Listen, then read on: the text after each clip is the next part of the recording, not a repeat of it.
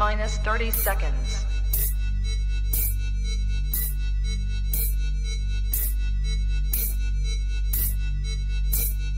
T minus 20 seconds.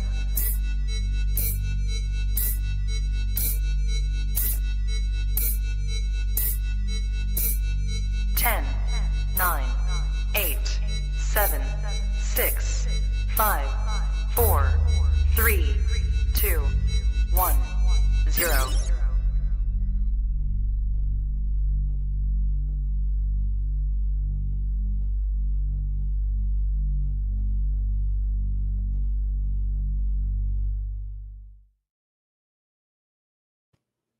Good evening, everybody, and welcome back to Kush'S Korner here on the Trap Talk Reptile Network, the coolest reptile network in the world. Tonight is part 2 of the episode from a couple of weeks ago. Chris Rice is joining me again. For any of you who were live or listened after the fact, you know how awesome that conversation was, and 3 hours in, the longest show that I've done here so far. Felt like we weren't even halfway done yet. So part 2 was nothing that we could really wait on. So he is back here tonight. And we are definitely going to get into breeding emeralds, what was supposed to be the topic of last show that we never actually fully got into. We will make sure not to miss that tonight. But before we get into that, as always, USARC. So USARC is the organization that is fighting for our rights to keep our reptiles, to run our reptile businesses, and to live this lifestyle that we all enjoy so much. Check out usarc.org for all of the information you need to know about the organization. And if you are not already a member, please look into becoming a member of USARC. When consideration is at stake for new legislation, it really does matter how many people are behind the cause to show the strength of the community, the real numbers and the amount of people that are affected by said legislation. So the more people we have behind USARC, the better. Check out usarc.org for all the information you need to know. All righty, here we are tonight, another episode. I don't know if you can already tell on the audio, but I have gotten upgraded, becoming a slightly more professional podcaster than previously. MJ was very nice to give me a microphone that it was the one he really started the channel with. So if you go back to the old Trap Talk days and whatnot, the unfiltered days, this mic will be heavily featured, and now it is here on the Kush'S Korner. Before we get into the conversation with Chris, as always, if you're here on YouTube, a subscribe would be most appreciated. If you could share the podcast, like them, all that good stuff, leave a comment. It is all very, very helpful. And, as I always say, there are new podcasts that drop every single day of the week here from some of the best hosts in the industry talking about a wide range of different topics. So if you are a fan of the reptile-related audio content, you've come to the right place. We are also on the audio-only platforms like Spotify, Apple Podcasts, Buzzsprout, etc. A subscribe and a 5-star review on any of those platforms would be wonderful and most appreciated. Shout out to everybody who is in the live chat already. If this is anything like the last episode, the live chat is going to be cracking all night. So if you have any questions or whatever to drop throughout the podcast, absolutely feel free to. We have time. If it's anything like last show, the one thing we will have is time tonight. With all that said, I think without further ado, let's get into it. Hey, Chris, how's it going, man? What's up, man? Good to see you again. Yeah, good to see you. It was this is definitely the quickest turnaround I've had here of doing another podcast or round 2 with somebody. And I unfortunately I kind of wanted to go back-to-back weeks. I already had something booked for last week, but I'm glad we were able to do it so soon. Yeah, no, it works out well. I think keeps it relevant, and then we kind of went off on tangents about all sorts of stuff the first time, to where we didn't really get in too deep into the breeding stuff, so we can try to do that this time. But I mean, I feel like that's what these podcasts are all about. The ones that at least for me I get the most out of, and I think a lot of people do as well, are the shows where it kind of goes everywhere, and it just feels like you're hanging out in a room talking reptiles. When it gets too scientific, too regimented, or like a lecture, I feel like sometimes you can lose your audience if you're not casual enough with it, I guess. Yeah, just letting it kind of flow naturally would be good. I think for this one we should probably spend maybe the first 2 hours on water. I think And Yes. then no, I'm just kidding. Yeah. On water, and then philosophies behind handling Yes, and LED lights. we I should think get into that lighting though. We should we get into should. Yeah. lighting. Yeah. No, I mean, we say it jokingly, but those are actually three good topics. But Yeah. So yeah, I'm good to kind of start wherever you want to start is good with me. yeah. I mean, I guess, I definitely want to get the breeding conversation in tonight. Mhm. So when you were first getting into emeralds, when you kind of came back into keeping, Mhm. was it something that you were kind of had the idea that you were going to breed this species when you were getting into them and establishing your collection, or did that kind of come with time as you became more obsessed with the snakes? No, I think I wanted to breed them pretty much right away. I mean, coming Okay. from old school keeping, that was the thing with anything. You couldn't practically keep anything without wanting to breed it. Sure. So I definitely had that, and with the emeralds particularly, like I was interested in the challenge of it, trying to see if I could establish a couple Yeah. of wild caught ones and breed them and get it to work, and yeah, so that was the plan from the get go, and then it just kind of grew from there. I wasn't really planning Sure. to necessarily. I certainly wasn't planning to have this many of them by this point. I didn't know that it was going to go to this length, but I definitely wanted to try to breed them, right from the get go. So what were So your thoughts initially as far as what the project would look like for you?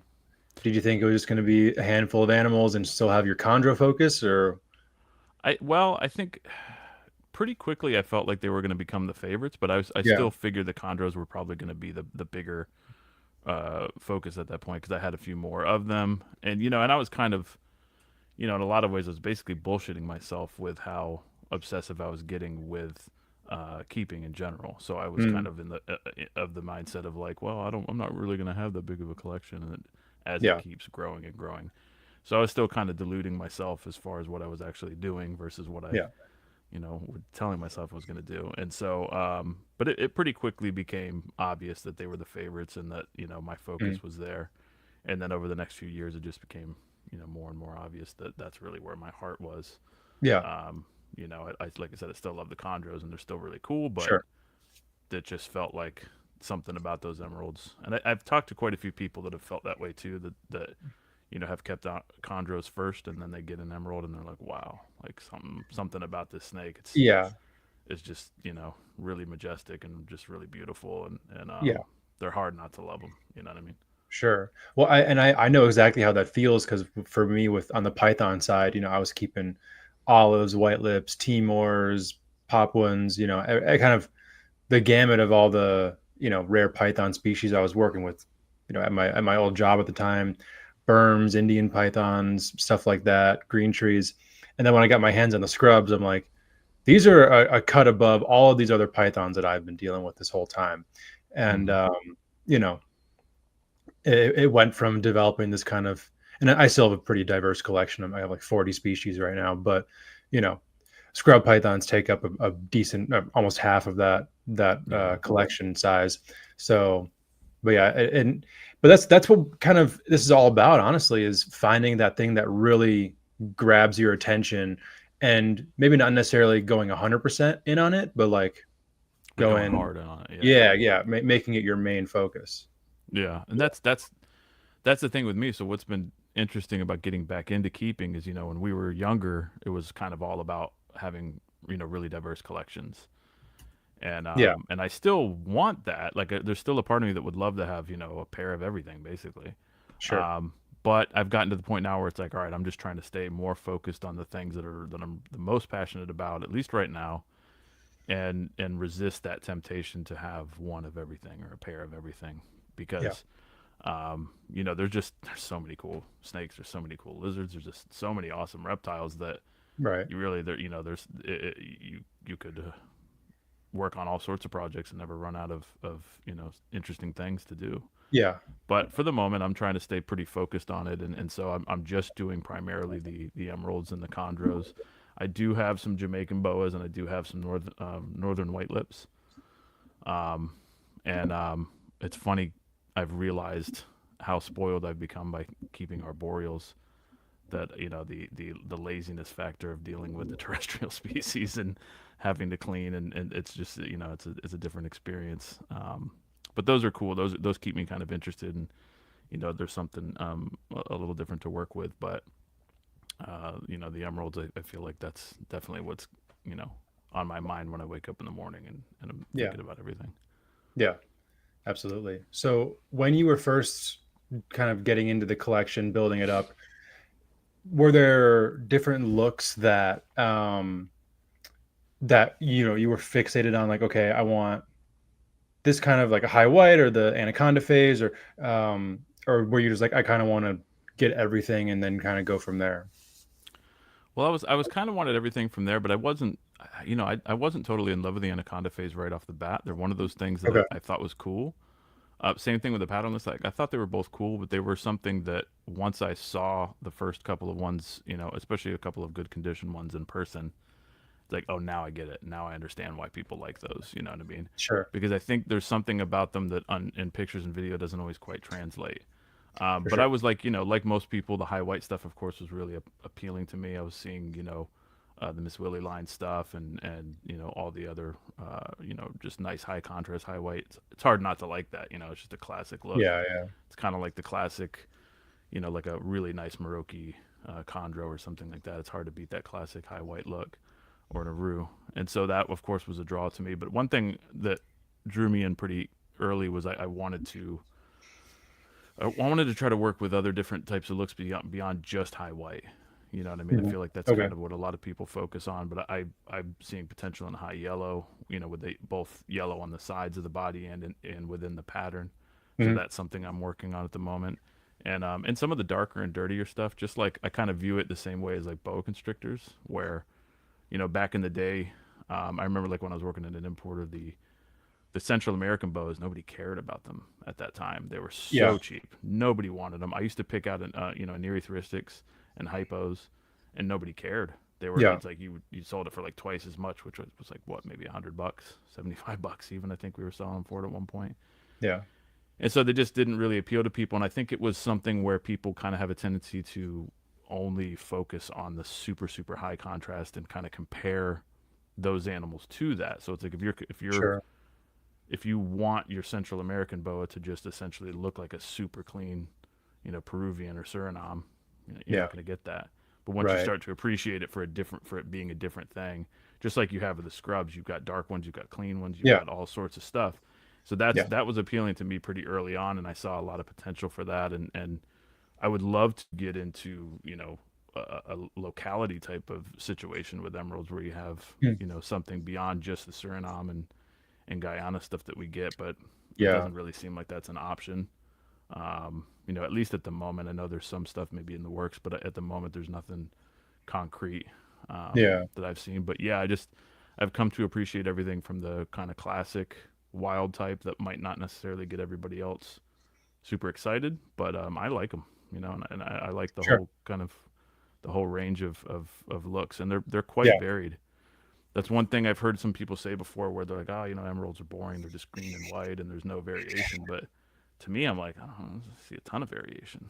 There's Yeah. I mean, if all you're sorts of comparing it to stuff. the color palette of chondros, then I mean, you're just looking at like Sure, sure, apples and sure. oranges at that point, or like ball Yeah, pythons. Like, okay, I guess if you yeah, want yeah. to look at it like that. But compared to most snake species, I mean, on in the upper probably 25% of variability within snake species, just based And on that's just what we're able to get. You know what I right, mean? We can't even really tap into their full like range. Brazil. So Yeah. yeah, yeah, and there's really cool looking. I mean, I look on iNaturalist and you see stuff that's like, oh man, that's such a cool looking snake, and you just know Yeah. you're probably never gonna get that. You know what I mean?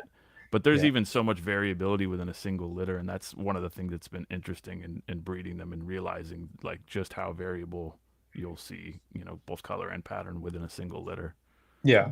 when there's So enough neonates to see that. I guess we might be getting off on our first tangent of the show, but It's all I good. but you saying that brings up an interesting thing that I think about a lot. As a hobby, within a lot of different species or species complexes or whatnot, we think about locality type and locality variability, and the first thing we think about within variability or within like differences in locality types, um, is a phenotype difference.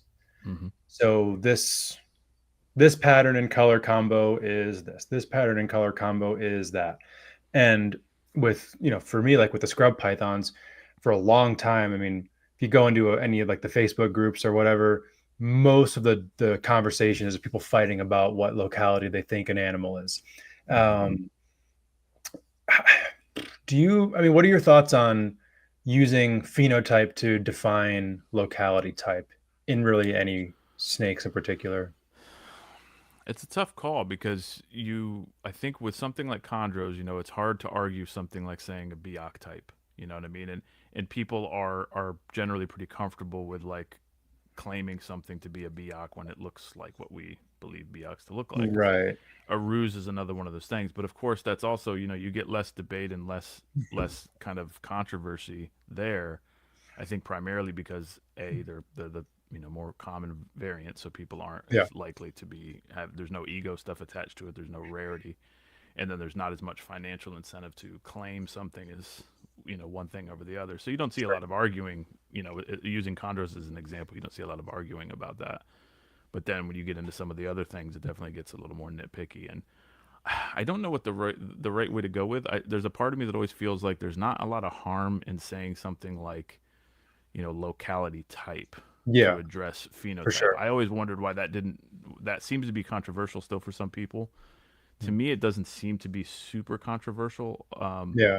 I know that people can still make a false claim about something, and it ultimately, I think, kind of in all cases of this, it ultimately just comes down to like the transparency and the honesty of the seller. You know what I mean? Are they trying to BS you with a label, Yeah. or are they just doing the best they can to represent what it appears to be, or what it is purported to be from based on the information they have?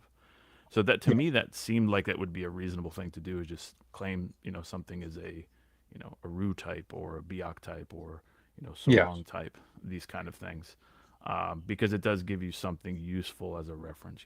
We all generally know Sure. what those tend to look like within various species. Yeah, But absolutely. it does get tricky because there are other cases where you'll see quite a bit of variability, and the emeralds are a good example of that. You know what I mean? I think the majority of what we see coming in as far as northerns has pretty much all been, Suriname and Guyana. There's probably some outliers that come Yeah. in every now and again. I have a few that to me they do look different, than the majority of the other ones that I've seen Okay. come through. And a couple of them even have kind of like I've said before, like kind of like basin type of characteristics to them, as Mhm. far as more so in their head structure and the head Okay. scalation, behavior to a degree, and even pattern and color to a degree, but they lean more heavily towards the northerns. And so when I've Okay. seen some of those kind of examples, I've generally been drawn to them, even if they're dark and kind of dirty and might not necessarily appeal to everybody. That to me, I'm like, Mm. oh, that's different. That's pretty cool looking. Like, Yeah. um, but where there's no way to prove what it is, so I'm not going to sit here and claim, oh, this is, Sure. this is that. Even though, like for example, I have a couple of northerns that to me, when I go on iNaturalist, the majority of the ones that I've seen that look like these animals are in the French Guiana area. Okay. Like they tend to be more over there, but that doesn't necessarily mean that's where they came from. It Sure. has that look to it.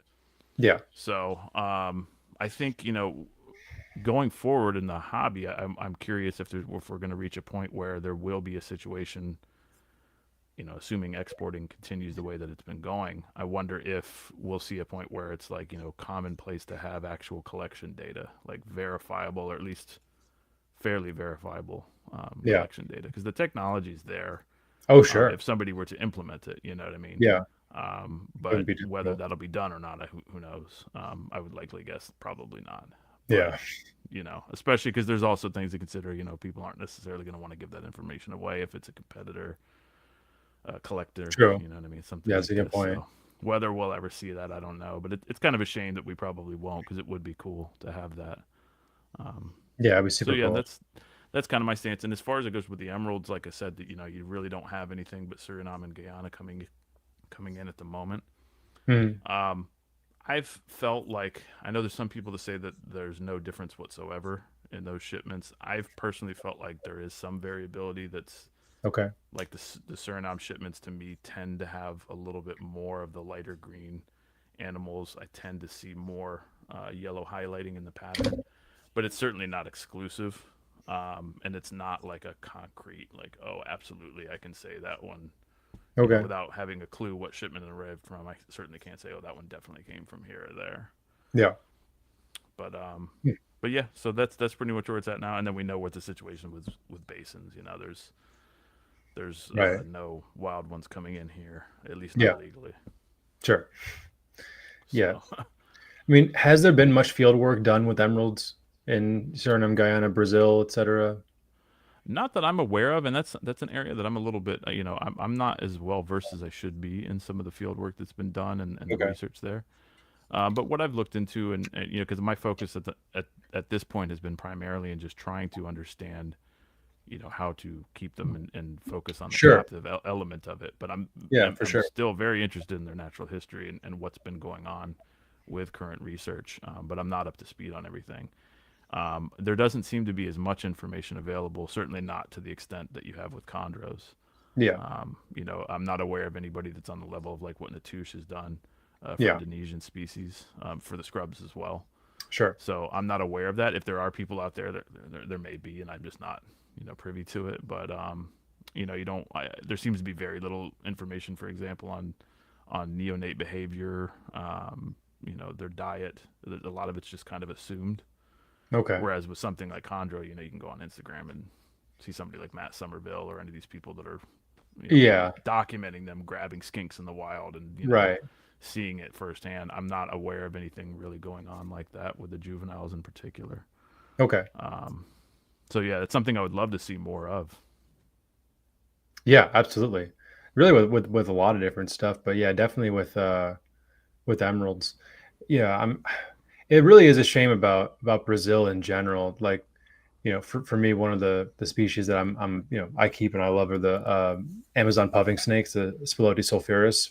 Mm-hmm. And there's some pictures on iNaturalist of Brazilian sulphureus that are like blood red and like crazy looking. I'm just like, oh my Yeah. gosh.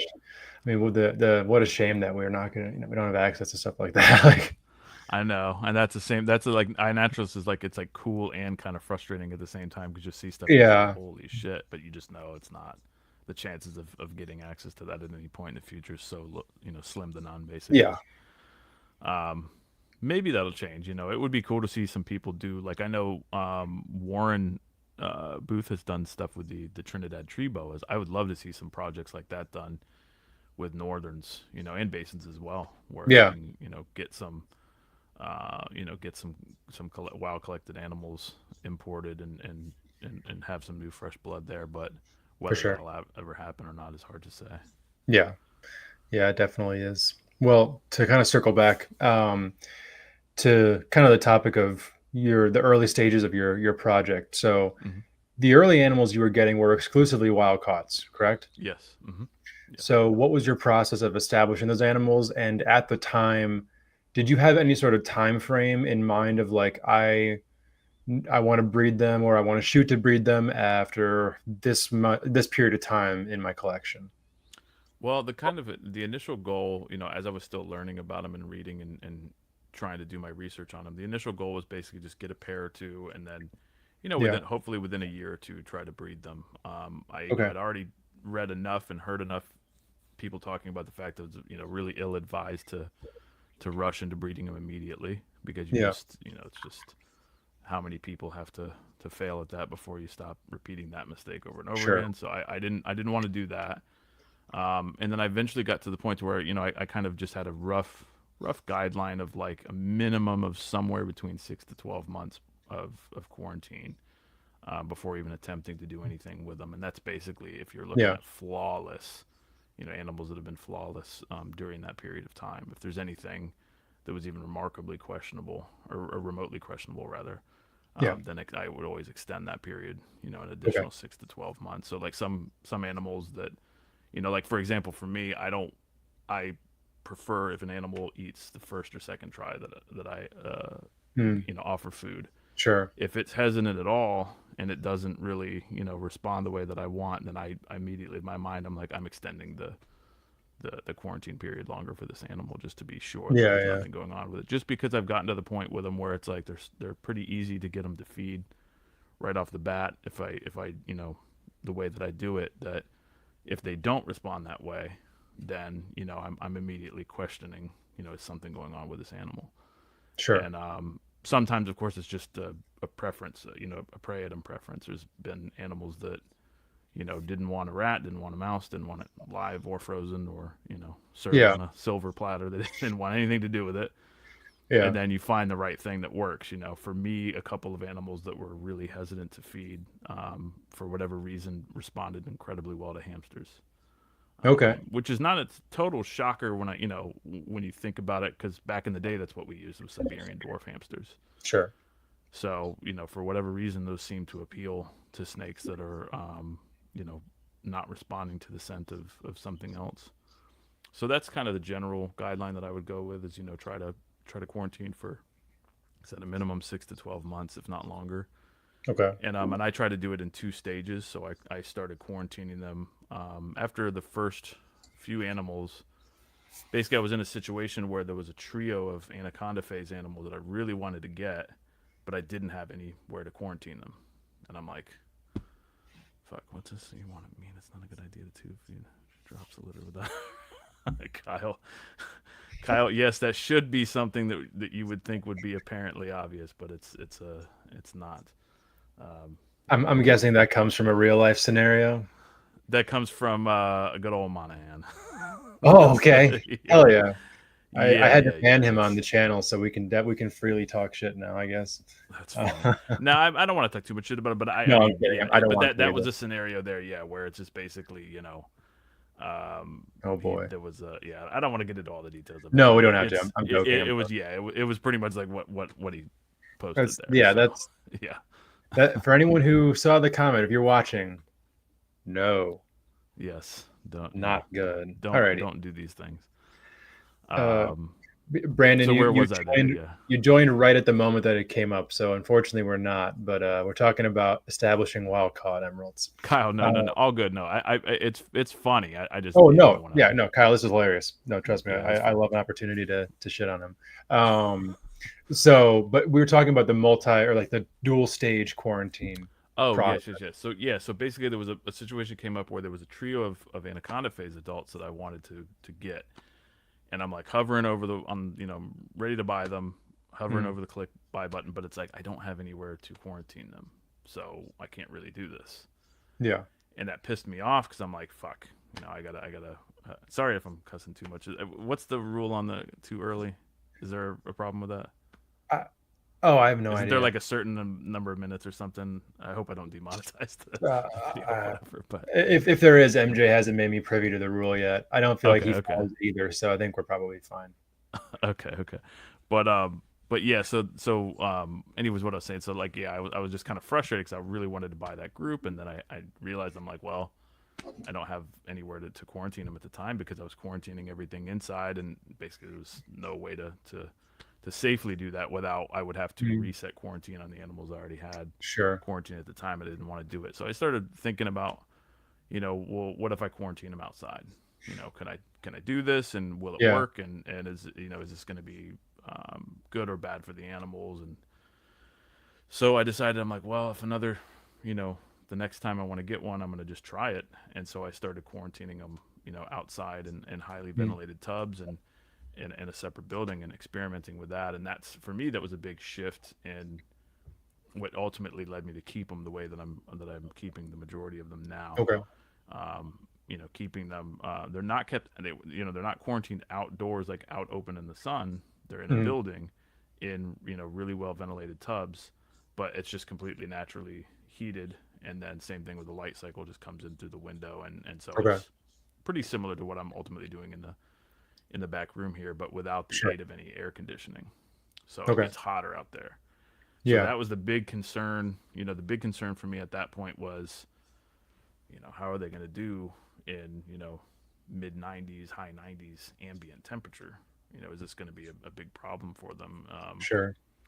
And so I was, paranoid checking temps all the time, trying to make sure they're not overheating. And, and the first one, probably the first two that I did that way, I'm thinking the whole time, like, this is probably a bad idea. I'm going to come out here one of these days and to a cooked snake.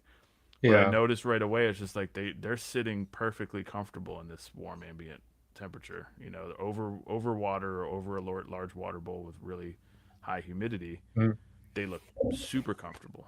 And they were taking food. They were doing really well for me. So I'm like, I think this is working. This seems to be working at least for this initial few months.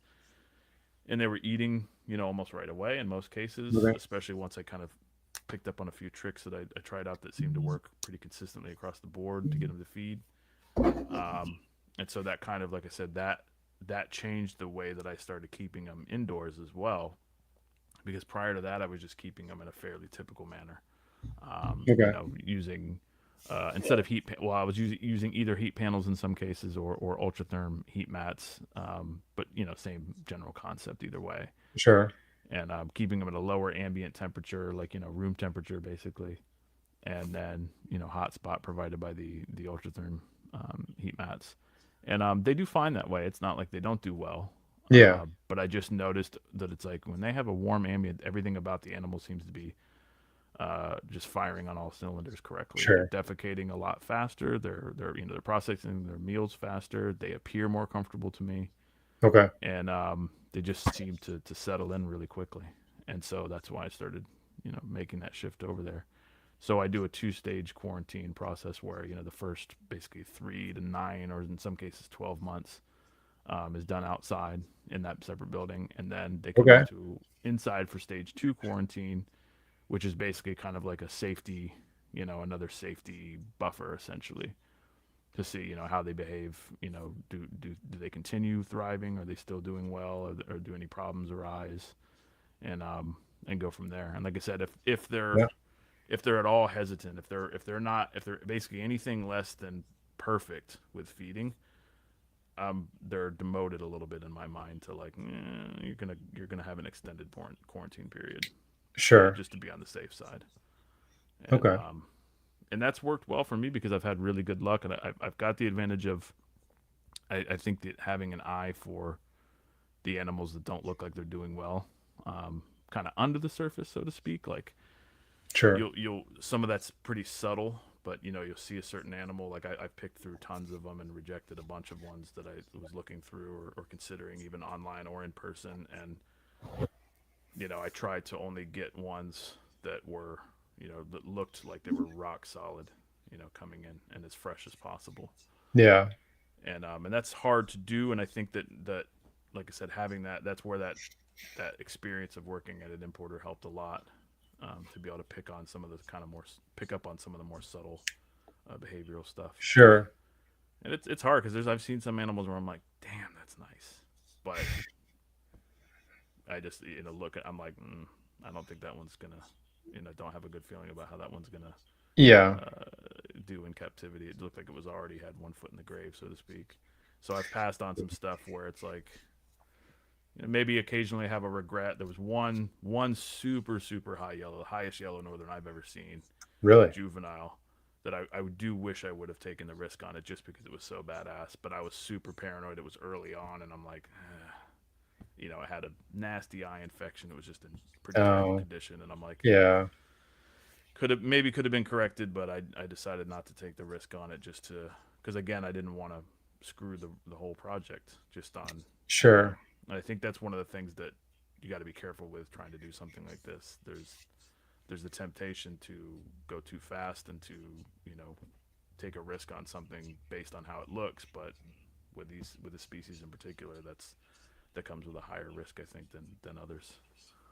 Yeah, I mean, I think that that should be emphasized, and for a lot of different reptiles, but particularly with emeralds, that patience being the virtue, especially if you are going the wild caught route. Obviously, if you go the captive bred only route, you kind of can subvert that whole aspect of the equation. But for one, I mean, I guess some people probably want to get into it and don't want to spend captive bred money on their whole collection, or have the goal of having new blood enter the gene pool as well.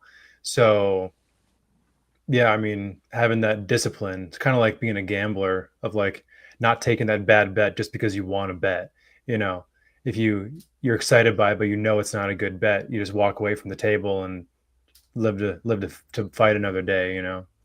Yeah, and that's kind of what it's been. I mean, like I said, I've seen quite a few that I see where, you know, I've seen some wild ones that were super tempting that I, you know, could just kind of see a lot of potential problems in health with that animal. And I've just, Yeah. I mean, it's the temptation's there. It's just like, ah, you know, I'll sit there, go back and forth on it and really, really pine over it. But ultimately, I've just opted to, you know, if there's something questionable about it health wise, if I get that feeling like something about this is not worth the risk, then I trust that instinct because Sure. I've just seen enough animals, you know, sick animals over the years working at the importer and everything that it's like, you know, I've seen that Yeah. look before. I don't want to go down that road. And I'm Sure. sure in a few cases, I'm sure I was wrong. Some of those animals may have been fine, but I have a feeling with a few of the nicer ones that I've passed on that, considering I don't see them showing up in anyone else's collections, I'm pretty sure Yeah. they Yeah. went the route I expected them to. And that's kind of the thing. Like, you know, is there one animal that's worth potentially jeopardizing your entire collection or everything in your quarantine or whatever? You know, Hmm. I mean, probably not unless you got like a pied emerald or something. You know, like Yeah, yeah, there's probably not one animal that you're gonna see that, you know, is really, if you think it's really not in good shape, that's probably worth that risk. yeah. And I think that one of the things that I tried to do, which is why it, you know, the because I, you know, I remember I started this in 2019, like April 2019, so coming up on 6 years now. So one of the things I figured was a sensible approach to this as far as the quarantining and the kind of the expanding, is that I never, no matter how tempted I was to buy a bunch at once, I never bought more than two, or I think maybe I bought three at one time, Okay. and would then quarantine them, and then nothing new comes in until they're moved out of stage one, Okay. so that I could kind of do it that way, to where it's like I don't have, you know, I'm not bringing a bunch of potential sick ones in Yeah. and then screwing everything up. You know what I mean? It's just the perfect way to throw an emerald project into the shitter, is basically to buy a bunch of them and throw them together right away. Yeah. So, you know, Absolutely. I just didn't want to do it. But you know, and one of the things with the emeralds, I'm not necessarily like chasing morphs. I wouldn't Yeah. be opposed to seeing some cool stuff. I mean, you know, there's cool stuff that I've seen that's popped up in the past Yeah. Mm. that you know, would be cool to work with, and I guess you can consider the anaconda phase and the patternless morphs. Mm. So, but I'm not like, again, I'm not, I don't have the mentality at this point to think like, oh, you know, the kind of gold rush thing where it's like Yeah. I'm gonna Yeah. throw all Sure. my work away just because this one looks a little different. You know what I mean? Yeah, absolutely. No, So I feel the exact same way with scrubs. You know, it was interesting, and I guess we can talk about this if we want to as well, of the impact of morphs on a not to, my brain went to say the word market, and I'm like, oh, that's kind of cliche of me, but you know, on a market within a species. yeah, They sponsor the channel or whatever. MJ works for them. We're good. We can talk about it. No, but like earlier this year, there were a few morph scrub pythons that popped up over in Indo. hmm There have been some historically, and you know they've all really ended up with one person in Korea. But it was like an ivory looking Wamena scrub python, and then like a leucistic southern scrub python. hmm And there was a lot of debate about whether or not this was a good thing or like the beginning of the end. You know, like, is this going to be the next retics or the next boas or what, or ball pythons or whatever? And um, you know, so I guess to take a little diversion, we will talk about what we want to talk about tonight, everybody. Sorry, but yeah, what do you think about how that dynamic goes? Well, it's an interesting thing because it's like, you know, I'm not anti-morph. I'm not like anti-hybrids or anything like that Mm, either. Having seen the way ball pythons went from back when, like, I first started keeping them as a kid, and you know, nobody could breed them, and there was just basically the wild caught, you know, adults that were terrible, or you get bush babies and maybe they do okay. To what yeah, it is now, you know, there's an element, and I don't want to trash the whole ball python market because I get, you know, I think that there's cool stuff that's done there, and I get the drive and I understand it. for sure. I think for me, the thing that I would like to see, if we're thinking of whether it be emeralds, chondros, or scrubs or anything that goes this route, it Yeah. would be nice to see a little bit more of a balance in the market as far as appreciation for the wild type animals, or the less, just basically the natural variations of them, alongside the morphs as well. And it doesn't Sure. turn into a situation where it's like, the animals become essentially viewed as kind of worthless if they're not carrying a 6 gene combo or something. You know Right. what I mean? That stuff. I think it's natural. People are going to pursue morphs, and they're going to pursue anything that's rare or unusual. But it's a funny thing. Like for example, if you look at emeralds, people love, and me as well. I like the patternless form. I like the anaconda phase. But the patternless is funny to me when I see people that will, like, they'll love a patternless emerald, but they'd be disgusted by a solid green chondro. It's like, how The much of irony. that, Yeah. how much of the perception is like the actual beauty and appreciation of the animal or the phenotype versus just rarity and value and everything. Like, Yeah. that Yeah. always kind of cracks me. Or like even like with the pixel emeralds, like the pixel emeralds are dope, but it's like, how many people would you know kind of mock or be disgusted again by like a yellow Biak, but then we'll go apeshit over a pixel emerald. It's like, I don't Yeah. know. Yeah. There's something I think that's kind of unique there, that it would just be good to see more of a balance there. I think where people can Sure. appreciate the cool stuff, the rare stuff, the natural stuff, and hopefully just have a nice balance of that in the future. And I do think the way that people are kind of starting to think with keeping in general, I think it will be more balanced in the future. I think people are realizing and starting to have a more of a Yeah. mindset where it's like, what does stop you from appreciating, locality stuff and Yeah. crazier stuff? You know what I mean? There's really no reason to be exclusively one or the other. So I think over time that'll balance itself out a bit.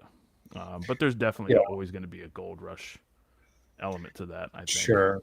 You know. Yeah, but I think that we've already kind of been heading in that direction. I think that one market that probably more than anything else introduced the idea of locality specific animals to maybe a more, I don't want to say casual, but like a ball python type of person, somebody who hasn't gone deep into some of the rare species, um, are probably were the reticulated pythons with a super dwarf Mm. craze. And like, what does Calatoa mean? What does Jampea mean? What is all what's a Coyote like? And then whether or not you like how anyone likes how the morphs were mixed in with all that, and then all the marketing that went in, yada yada. But at least I feel like that presented this concept of these animals are different because they're from this island or Mm-hmm. whatever it might be. And then I think a lot of these markets that you know people complain about, whether it be the pure locality stuff isn't around anymore, or there's too much morph this morph that, kind of like, or with the designer stuff like with green trees. Or I think the one that really stands out as far as a market that had a combination of locality types and morphs, and then went so deep into the morphs that they couldn't recover, probably the carpet pythons. um, Yeah. and I think a lot of people who regret carpet pythons getting out of hand are now the ones that are sounding the alarm about anything new that comes around. Of like, you're going to lose what we lost, and rightfully so. Yeah. Yeah, and I think that's kind of what I've talked about a little bit. I know I brought this up a month or two ago. We talked about this with the pure locality chondro discussion, Mm, with a few other people on MJ's show, and this kind of idea of like, should there be any effort put forth into trying to maintain some kind of a wild type, phenotype of these yeah, animals, and some degree of purity to the best that we're able to do. And I see value in that. I think that, that's yeah, something sure, that I'm gonna at least attempt to. And sure, it's not gonna be perfect, and it's gonna change over time. But I feel like, the argument against it, that like, well, what's the point? Because they're not going to, there's always going to be selection bias. There's always going to be, we're always going to kind of select for the nicer animals and so on and so forth. It's like, well, why couldn't we select for the most normal, quote unquote, or the most wild type looking animals that do yeah, that same kind of, people have proven you can selectively breed things for decades to get more extreme results, well, isn't it Sure. possible to also do that for, the quote unquote wild phenotype? And even if it's not perfect and we don't have perfect purity and all this and that, it just, I think thinking of how that went down with the carpets, and I don't even know the full extent of that, but I've got a pretty good idea of what's happened based on what I remember of them back in the day and what I see now. Sure. You do get to a point where it's like, it suck for the future generation. You're kind of taking that away from them. You're not giving them the option of getting what they might be interested in, and you're not maintaining that at all for them. So I think it would be cool to see a little bit of effort put into that, and it's something that I'd like to do. Like, I'm pursuing a bunch of different phenotypes with emeralds, but one of them that I would like to still maintain and produce regularly are just some nice looking wild types, just nice looking kind of classic representation of northerns. And again, I just see there's no real good reason not to just do all of that. Yeah. I mean, people should pick what they're passionate about. If you really, if you're just truly not digging it, don't pursue something you don't like. Right. But, I think more so it would be nice to see people just kind of learn to appreciate, the wild type stuff along with the morphs and the more extreme phenotypes, and then just learn that's like, they don't have to be exclusive from each other. Right. And I think another thing that having those wild type looking animals around does is it kind of keeps the species or the complex kind of connected to what those wild animals are. Yep. You don't see a ball python morph and even equate that to a ball python in Africa. I feel like it's almost at the point where, like, it's like you look at a French bulldog and think of a wolf. Like, you don't at all. It's just there's nothing comes up in your mind like that. I think that's a good point. It's another good thing that the historical connection there, I think, is important. And again, even if it's just trying to think of it for the sake of like future generations, that more than likely there's going to be a point where they don't have access to wild caught animals of certain inevitably, species, or maybe of any species, we don't know. Yeah. And so to lose all the wild types of everything would kind of suck, I think. And again, you're taking that choice away from them. So that's something I want to put a little bit of effort into, and I try to kind of talk to people and give them a little bit, nudge them a little bit in that direction of like for example, one thing I think you'll see common with northerns in particular right now is that people have maybe a lack of perspective on the status of selectively bred northerns, and really just the status of captive bred ones. So people will see, and all of us that have worked with northerns are I guess in some way to blame for this, but we show off our more extreme examples, and then you get people, it's like that's all they want. And they have kind of a mentality of just like, well, I want one that looks like that, and that's all I really want. And I get some people to contact me and have that kind of mentality, and it's like, you don't understand though that how early on in the progress we are here, to where that you're asking for basically like a top 1% holdback from people, to where it's like those animals aren't being made available to everybody yet. The work to try to line breed and work in that direction is still being done, and a lot of people are not that far into that. So but with that, I try to get people to see it's just like a really good, nice, classic looking northern is a beautiful snake, even if it doesn't have perfect, clean, high white all the way up the neck. That's almost everybody's obsession, but to me it's like, I think they look awesome when they have a dirty neck too. So to speak. No, I've experienced the same thing with scrub pythons, where I'll post a really nice holdback, and then have people hit me up like, "Oh, do you have any that look like that?" I'm like, I need them. I want them too. Like, like it's still early in. It's early on. Yeah, like this is as special as it is for a reason. And then like, people want the nicest looking individuals within that, within a species, and then I think some people then also expect to pay what you would for an average looking individual. Because like, not that I even think about what my holdbacks are worth, but if someone's like, "Oh, what would one like that cost?" And I was like, "I don't know, $7,000." And they're like, "What are you talking about? No scrub python's worth $7,000." I'm like, "Yeah, for sure, but none like this are being sold. So like, what do you even really say to that? Like, the snake doesn't have a number on it." But like, I produce the snake with a pretty typical by the books looking pair. So like, be part of the project, do what the rest of us had to do as well, and work your way to it, because and then the paradox comes in with like, if this animal that is being coveted, kind of like you're saying some of the paradox with like the patternless emerald and a normal chondro, if this animal was the norm, would you want it if it's the norm, or you just want it because it's the one that's rare? I think there's definitely a lot of people that would have, and like I said, it's to me, it's always, I laugh, I chuckle at certain things like that, because you can just tell. It's like I've seen people gushing and over a something like a patternless emerald. And again, to be clear, I love them. I have one. I plan to work with them. I legitimately think they're awesome. But I've seen people that will gush over a patternless emerald, but would turn the nose up at a essentially patternless, like a very, very similar looking snake that was a green tree python. Yeah. So it's like, what are you really appreciating there? Are you appreciating the actual look of the animal, or just the rarity or the value? And I think there's room for all of it. I mean, I get rarity. We're all drawn to rarity. I'm not trying to act like I'm above any of that. That we human always nature. are. Yeah. You see something that stands out. I mean, that's what makes, people are on my ass, and I know they get annoyed with me holding back so much stuff, but it's just because I'm looking at all the different things, and it's like, oh, what about the potential? Yeah. That's kind of different. That's kind of cool. So I'm as guilty of it, in well, that sense. But that's the nature of a new project, though, for anybody. I mean, obviously emeralds have been bred for decades, but not really to the extent that they are being right now. Yeah. And there's a very much a parallel for the scrub pythons of these snakes have been bred for decades, but like not really until the last few years have they been bred routinely and by a multitude of people. Yeah. So it's still early, very early on in that process. Yeah. So like for me, my first clutch, I originally was like, I'm not selling any of them.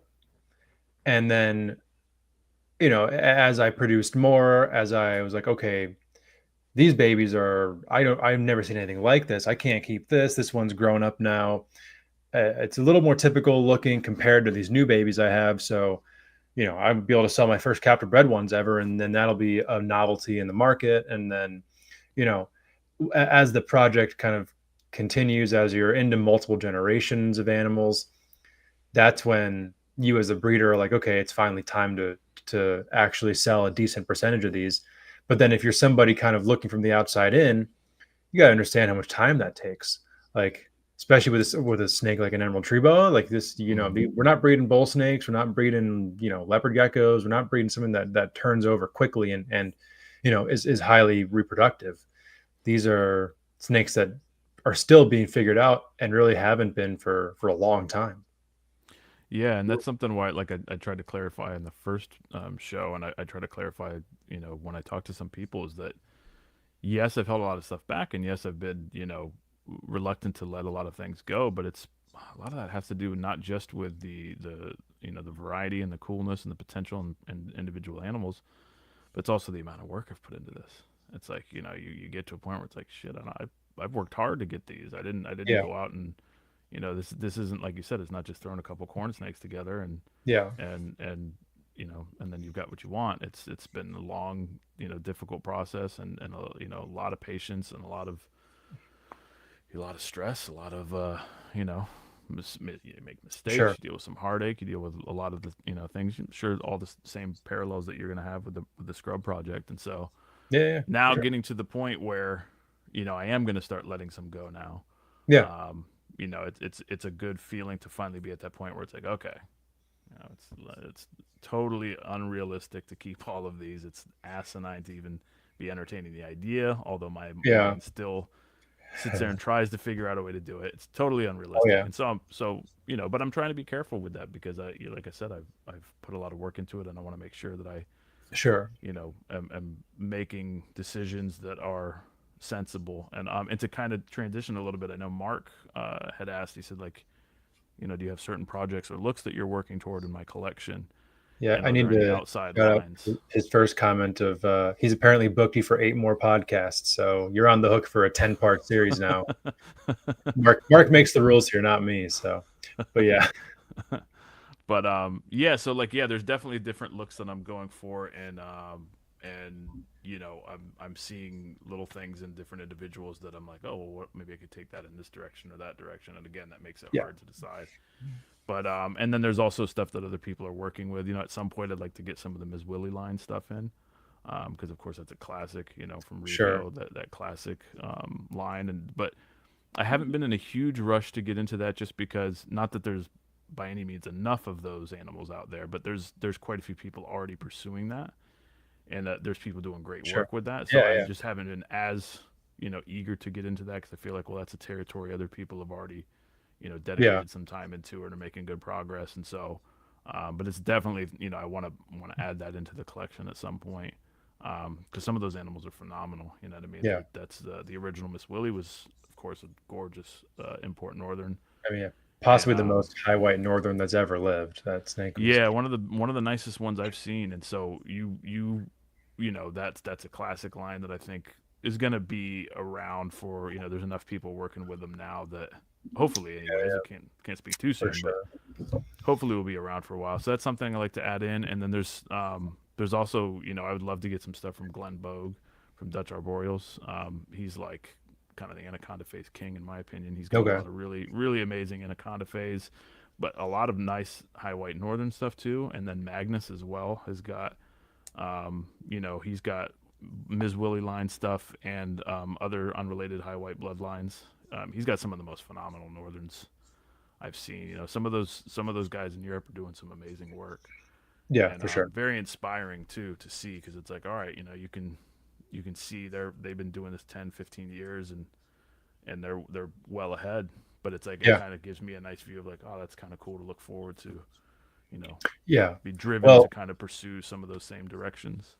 what's really cool about how you're approaching it is, you know, and this is a bad thing. Another person starting an emerald collection could have been like, all right, I'm going to get stuff from Ryan Willison, if he even lets you, but and from whoever else is breeding them and work with some of the same stock that's around. It's like, okay, cool, that's awesome. I mean, those animals should be put towards further generations, but for you to get like a Miss Willie line male when you have a dozen unrelated females that you could potentially pair that animal to, like that animal in your collection means so much more than in a collection of other similar bloodlined animals, as far as just the amount of genetic potential that could create 5 generations later of fully outcrossed Miss Willie blood that has been mixed with other high white stuff. And like that's where, to go to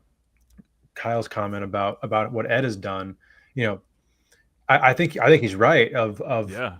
30 years, because if you see wild basins, they are beautiful, but you'll never see a wild basin that looks anything like an Ed Marino snake, because Oh, it's very different. I joke when it's decades of work that have been put into those animals. yeah, I've joked with him. I said, yeah, at this point, it's like a Maryland locality. It's like it's its own thing now. It's not even Yeah, for real. it's or a subspecies or something. But I mean, there's I'm joking about that. Obviously, there's more to that than it being. I'm not saying go visit where Corellis it does. marine. Yeah, that's what I've joked with him about. But it's like, but there's some truth. It's like he's doing that kind of concentrated line breeding and outcrossing work Yeah, that it's really inspiring to see. It's obviously been a huge inspiration for me, and I think probably just about everybody that keeps emeralds. for sure. You I mean, know, if you keep both reptiles, he from should be an inspiration to you, truly. yeah, if you're not aware of what he's done, you got to at least go check it 'Cause out. And you I can don't think apply there's that anybody that principle. couldn't. You can apply that principle to anything, Yeah, and you're going to succeed at the highest level, yeah, just because that dedication and that the eye too. He's pays really close attention to yeah, what he's selecting for holdbacks and trying to be careful with it, and but I mean the dedication is a big part of that, just really sticking to it, and resisting the temptation to get too diverse or go in too many different directions and not really have that focus. yeah, So and absolutely. what I've for me, Ed has obviously been a very big inspiration, both in terms of what I'd like to aspire to do with breeding with the Northerns, but also in terms of the care of them and everything, because he's I don't know how he has as much patience as he has. I feel like I'm a pretty patient person, but I think he's got me beat, because for him, he's probably heard so many of these questions over and over and over again, and seen all Inevitably, the BS that there is to see. He's probably seen it 1,000 times and over.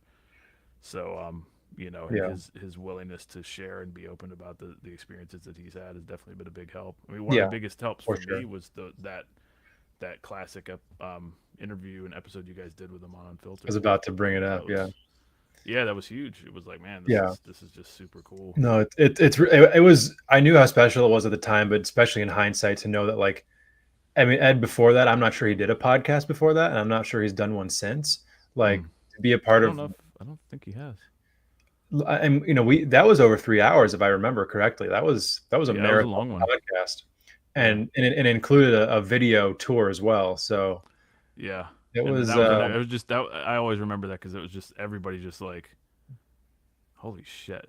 It's just like, what do you even say after a while? It's like, yeah, this is so beyond what I think most people realized, was possible.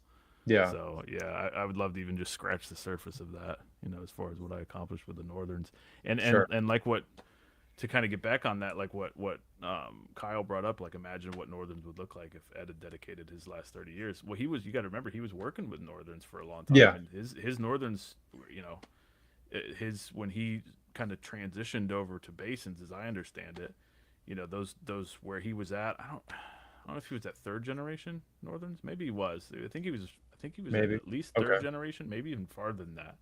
Oh wow. And I mean, those were animals that were, every bit as nice as any of them Willie stuff. They were Yeah, super super nice looking, clean animals, just awesome. And so yeah, I think that and again with me, like I want to focus on, obviously the high white is a given. With emeralds, how could you not pursue high white yeah, of course, with the species? It's the most obvious awesome thing with as far as color and pattern. But sure. um, again, to continue on this, like I'm focusing on high yellow is a big thing that I'm trying to work with, Yeah, and okay.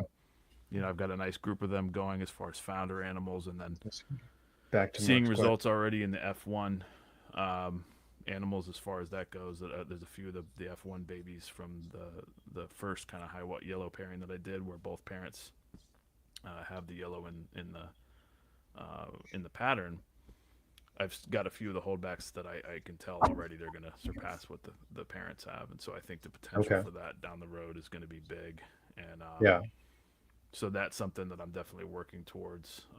And they'll, alongside high white and kind of that the first, well, really all the founder animals that I'm working with on that are generally pretty high white as well.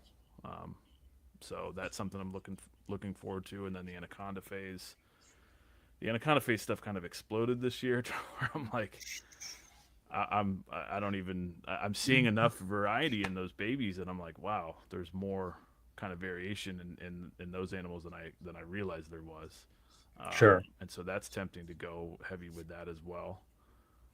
Patternless is something that I only have one patternless animal at the moment, so I haven't really gone too far down that road yet. But it's something Okay. I think they're cool, especially um, I think that generally the best looking ones tend to be the super clean. It's like if they're patternless, I want them to be almost all patternless. Sure. Most So extreme that's version kind of, of training. yeah, that tends to look really cool. And I've seen a Yeah. couple of super nice ones like that, and there's a really nice example of a super clean wild basin actually that I posted a few years ago in the Amazon Basin Emerald group. That was just somebody found that, and it was like a Instagram video. Somebody, Okay. they didn't even realize what they were looking at. They're just like teasing it and shit. Just like a group of Nice. dudes on the river. They're just like poking at it and teasing it, but it was an incredible looking patternless basin. And so that's something. But I also like the darker stuff. The melanistic stuff will be cool to get into. Oh, And then variations I see a lot of variation within the pattern of them. That is like the shape of the pattern. okay. You'll see everything from kind of really heavily kind of more oval shaped blotching, dorsal pattern, to really thin stuff, and then you've got kind of separated bands versus unified bands. Okay. I think one of the things that I'm kind of interested in is more of like almost like a tire tread type of pattern with the bolts, where instead of, most people are seeking them to just be completely connected, which is obviously something I'm doing as well, but I Sure. actually think it's a really cool look when they're highly separated. So Yeah. I have a few animals like that I'm trying to work with that and go down that road. So too many, really, too many different things that I want to do, and so that's one of the challenges is like how can I go that route? But somebody said I'm really fond of the dark dorsal. Oh, that's Barry. So, yeah, the dark dorsal stuff is I think that's an awesome whether it's fully melanistic or just a really dark animal. That's a super cool look.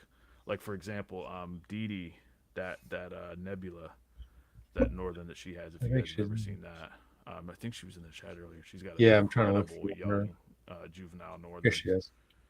Yeah, she's got an amazing one named Nebula. That's just got super dark dorsal and nice big white bold pattern. Yeah, That's one of the coolest looks of those animals.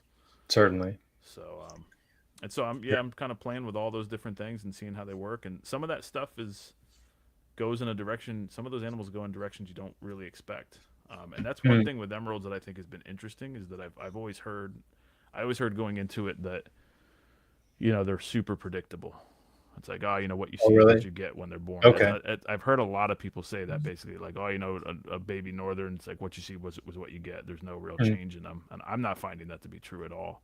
Okay. I'm finding that to be kind of true with the most classic typical phenotype, where it's a fairly standard, not pencil thin but not super thick bands, Yeah. and generally a little darker towards the neck. Although Yeah. those can have a fair amount of white as well. Those are a little more predictable. But I mean, one of the probably the highest white, I would say probably the highest white one that I've produced so far, was one of the darkest babies I had, and Really? particularly in the neck. And so the neck, Okay. when I posted pictures of that animal when it was a baby, it was one of the ones that definitely got the least amount of likes. And I know how people generally respond to stuff, and it would Yeah. have been one that most people would have just been like, Yeah. no big deal. But I could tell from the way the fill color looked in the pattern, I'm like, this one's going to do something interesting. I don't know exactly what yet. But it wasn't until probably like the fourth, I think it was about the third or fourth shed, that all of a sudden it was like, that's what I've been waiting to see. Yeah. That, And then same thing with darkness as well. I've seen animals that I had one that went really dark, went through the OCC change, and looked super dark, just like almost overnight, not totally, but really okay. short period of time. Yeah. Really dark and crazy looking. And what was interesting is I had picked that one out because it had such bold white pattern up the neck. Okay. And now that white pattern is almost completely covered in dark scales. Interesting. So it's like, and it even had the white head spots that people are after. Oh. Not huge ones, but it had them. It had Okay. the Interesting. classic, what they call the new locale stuff. Yeah. And those are completely, you can't even see them anymore, just covered in dark scales. But it hasn't gone that direction so far. It didn't go in the direction of like solid black, like really heavy melanistic. So I don't know yet what it's going to do. If it goes, eventually becomes one of those really dark ones, or if it's just kind of a dirtier, darker thing. So it's been interesting seeing that they don't seem to be as predictable as I think they're commonly thought to be in terms of their OCC. Interesting. Well, that kind of lends into this question that Tim asked about if you were kept entire litters back for a year or longer to see how the babies have developed. Mm-hmm. Yeah, so I've kept almost everything for the most part. I've let a few go. I have let some go, and I'm going to be letting some more go here now. Basically now. Okay.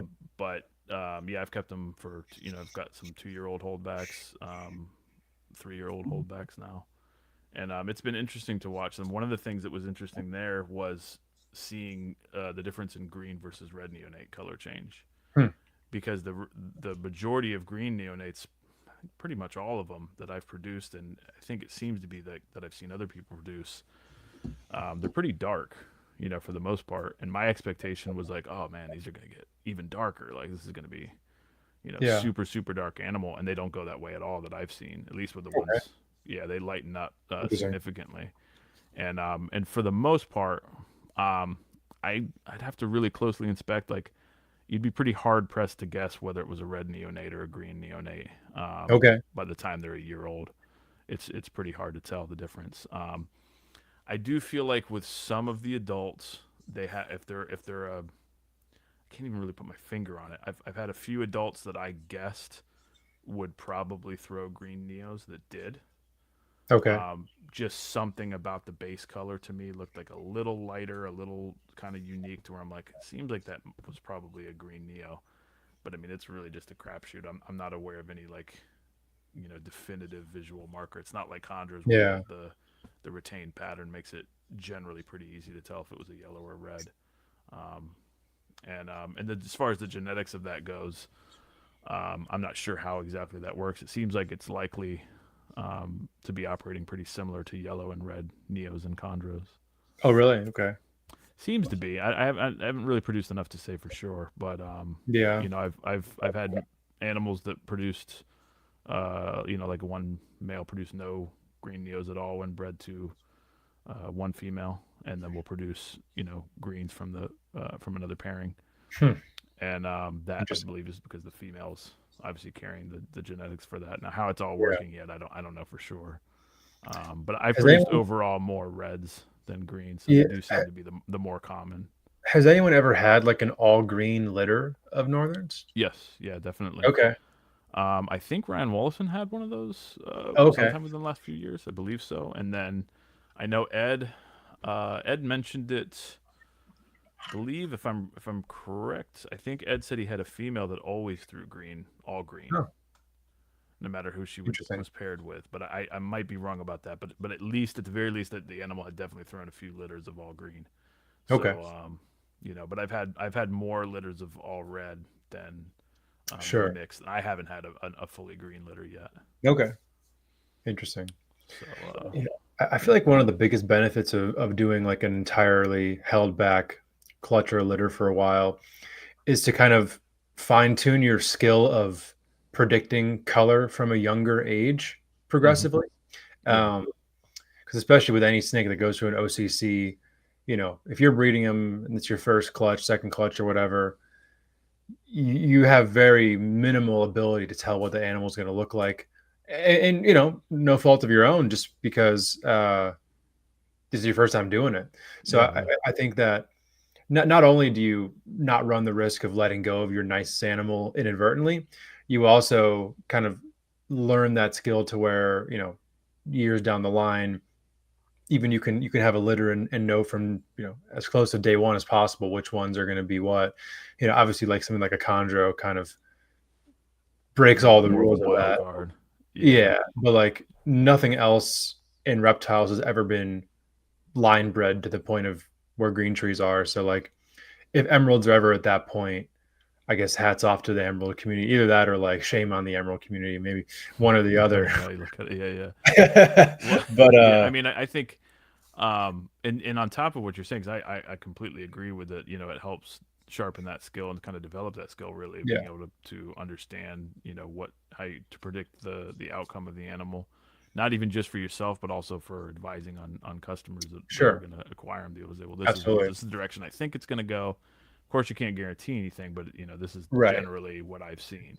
yeah, But then also for me, a big part of wanting to hold everything back this long was to try to understand and develop my skills in actually raising them and understanding like what's working, how much should I feed them, how frequently, how big of meals, and all these things. And so yeah, you make those mistakes along the way. There's really no other way to do it. Is to just get that hands-on experience of making the mistakes and seeing what didn't work, what does work, what can you fine tune a little bit better. And so that's something for me, like my first litter, but really my first 2 years, I fed a little too conservatively. So I feel like the animals didn't grow as fast as they should have. yeah. I Um, did the and same. so that's something that I'm trying. It went basically a little too far over to the side of not overfeeding.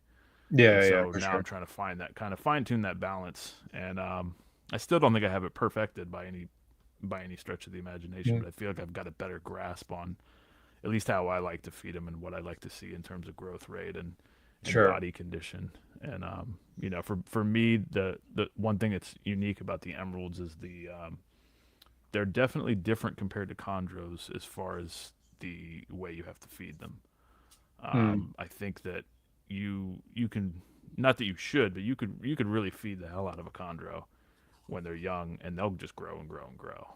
Mhm. I think if you do that to an emerald, you're either going to kill it or it's just going to become totally obese. Okay. They just don't take. They Interesting. just don't. They don't pass food as quickly, and I Mm. just think they have a higher tendency or a higher propensity to get obese if you overdo it with them. Okay. And For even like a juvenile animal, like a 2-year-old animal, you could even see yeah, becoming. 2 or 3. For example, so one of my males that he's bred for me now. He's been a great breeder, but I fed him basically like 4, maybe 5 meals in a row, spaced together a little more frequently than I normally would. Nothing crazy, just basically like every 2 weeks, something Yeah. like this, instead of every 3 or 4. And I gave him pretty big meals. Like it was basically when I was transitioning him from weaned rats to smaller small adult rats. Okay. And I just hit him pretty heavy. Not even really trying to achieve anything. I'm just like, oh, let me give him the heavy meals. And I noticed after a couple months, I'm like, he's starting to look a little slight bit chubby, Hmm. just from that. And Interesting. whereas I feel like a chondro would have just kind of grown into that and not really Yeah. put that extra weight on.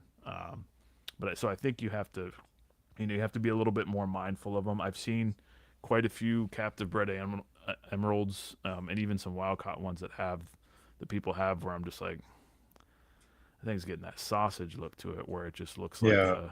it just looked stuffed to the brim. And I Yeah. think that gets into that one piece of advice that I still see shared a lot, that I think is even if it's well intended, I think it's not a good piece of information to push out there, is the feed 3 meals and then wait for defecation. I think that's where you start getting into problems with emeralds. It's just that's too many meal. Even if they're small meals, it might be Yeah. okay, Huh. but I can't say I've heard that it's one before. That seems a lot. Like, I've heard that a lot. I don't see it pushed as much lately, I've but heard I've heard one. that. Yeah, I've heard that a good bit is feed 3 meals and wait for defecation. I think that's a good way to get a constipated emerald, Yeah, and for an sure. overweight emerald eventually as well. But I think the constipation is one of those things where we could talk about that a little bit here, that you know uh, the species gets known for. It's something a lot of keepers get really stressed out about, and it's one of the most common things I get asked about is the defecation frequency. It's like, well, Yeah. why isn't it, I fed it yesterday, or I fed it 2 weeks ago, why hasn't it defecated yet? Or it's kind of a little over obsession with that. And I think that a lot of that stems from feeding them 2 or 3 meals without just letting them defecate. Yeah, sure. When you try to go, I know Ed has pushed that, and Ryan Wolson and several of those people have kind of tried to get that out of there. And I took that, as something to follow, is to try to aim for that 1-to-1 meal to defecation ratio. Yeah, As close as that as possible. Every now and again, if they eat 2 meals and then defecate, it's sure. not the end of the world. But Yeah. the 3 is closer seems you like a can, lot. yeah, exactly, because they're they eat this meal, and then they are sitting on the perch digesting that, and then before they pass that, you feed them another one, so then they don't go for another couple more weeks, and then you give them another one, and then now it hasn't defecated in 6, 8, 10, 12 weeks, whatever it is, and it looks, just looks like a sausage, and then the animal's not moving, and it starts getting obese and just having a lot of unnecessary problems. And Yeah. it's really super easy. I mean, well, I say that, and I guess in a way it's not, because it was a little difficult for me getting back into getting into that discipline of not overfeeding, Sure. because in the 90s that was feed everything once a week. Right. Everything eats once a week, and you don't even question that. Basically, it's just everything needs to eat. So getting into getting back into it, that took me a little time to get used to. I'm just like, all right, resist the urge to feed, just let it go, let it be a Yeah. snake, let it move for crying out loud, and go that direction. So that's one piece of advice for any age emerald, and really captive bred or wild caught, is to just let the animal defecate, let it be active for a little while after it eats, Sure. or after it defecates rather.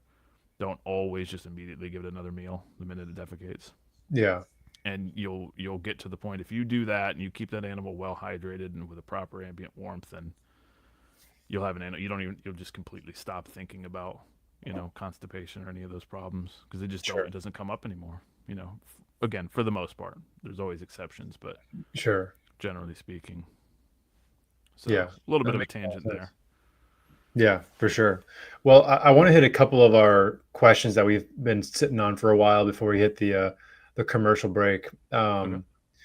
Because we're probably a little bit shy of the halfway mark. Kind of, we take the last episode as a barometer. Guidance. Yeah. But the topic that we kind of diverted on to twisting and turning, kind of going back to it about establishing them. So treating the emeralds that you get in, do you treat with what, when, why? What are your thoughts on treating us when it comes to establishing a wild caught northern? Yeah, I don't treat them as a general rule now. Mhm. I think that the first few, we touched on this. We actually did touch on this a little bit with the first episode. Yeah, for sure. So we'll just kind of skim back over it. So I Yeah, don't generally try to treat them. The first few that I got in, I was kind of preemptively treating them yeah. with what flagellum? Why can't I not think of the other? Panicure. Yeah, Yeah, and just doing that as a preemptive measure. And I don't know that it really caused problems per se. But I just don't know that there was really that there's necessarily a benefit in doing that. If you're going to treat, I think doing it in a more sure. targeted way makes sense. And I would do it later on. I wouldn't do it right up front necessarily, because you're, taking an animal that's already highly stressed, and you don't know exactly what it's been through or what its state of health is, when you first acquire it. And then if you're, blasting it with meds right off the bat that it might not necessarily need, I think that's potentially going to cause some issues. So I choose not to. But if you were going to treat them, I think you would want to do that the proper way. And get tests run, get fecals run, and find out if Yeah, it's something specific going on, and treat that if that's a problem. But I think that's yeah, something, and that's advice that I base that off of listening to Warren talk about his work with Corrales in particular, yeah. because I know he's worked with not just the northerns, but the Ruschenbergeri and Amazons and everything else. So and Yeah, I think it's a general good rule to follow there, because you might throw everything way off as far as their gut biome. yeah. Absolutely. So yeah. So Another what's the second question, kind of another quick one. We talked about the about basins last time. Any interest in any of the other tree boas? absolutely, and this gets into like what I was talking about before, where like I in an ideal world I'd have one of everything. I'd have pairs of all. I'd have annulateds. I'd have Amazons. I'd have Madagascar. Yeah, But I'm trying to go slow with it, and trying to, since I'm primarily focusing on the northerns. Even like I said, even with the basins, I've not wanted to dive totally into that yet. Um, and staying focused primarily on the northerns at the moment, just to try to basically keep focus. I still love all these other animals as well, and I definitely probably at some point will expand and have. I don't know that I would go anywhere near the same size as far as a collection of yeah, those other sure. species, but I would love to have at least a pair of every one of Yeah, those mentioned. And a lot of the Corella species are cool. yeah. I'd still love a pair of every single fucking locality chondro, and scrubs would be cool. I think you mentioned on one of your shows, is there? I'm not. I should be aware of this, but there's a scrub that's legal to keep in Florida? So three types. You guys can keep Hmm. the Moluccans, Halmaheras, and Tannenbars. Interesting. Yes, I wasn't even aware Yeah, of that. I should have been, but so that's another thing to consider for the future. But again, you get into this point where it's like, I don't want to get to the point to where it's just overwhelming and unenjoyable, sure. to where you just have too Yeah, much, and not really focused enough. So I'm yeah, trying absolutely. to, another thing, I love boas. I love boa constrictors, but so I have a good friend of Yeah, mine that's got a really nice, awesome collection. So I kind of get a bit of that fix when I go over to his place and see his animals. So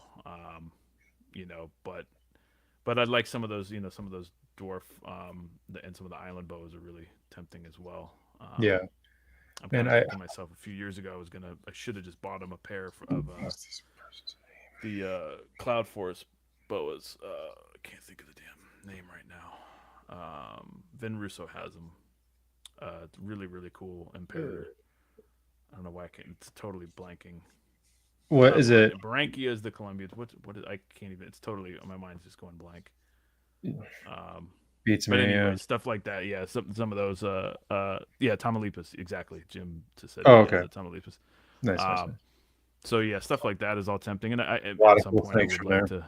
Yeah, a lot of there's just tons of cool stuff. So, but at the moment it's just the northern emeralds and the chondros as far as arboreals go. Yeah. No, locality boas are something that I've always loved the look of them, and I've never. I don't have a single boa in my collection right now. Mm. I want to give a shout out. This might actually be a good podcast in the future. But I just followed a new account that I found, NorCal Boas. This guy has some Yeah, I've seen him on ridiculous, IG. Yeah, super nice stuff. ridiculous locality type stuff. I mean, Hmm. like literally some of the best examples of these snakes I have ever seen anywhere. And like coming across a page like that, you're just like, shit, did I just It's get like, addicted to locality bows again? yeah, Like, no, I damn it, know, this is I a know. problem.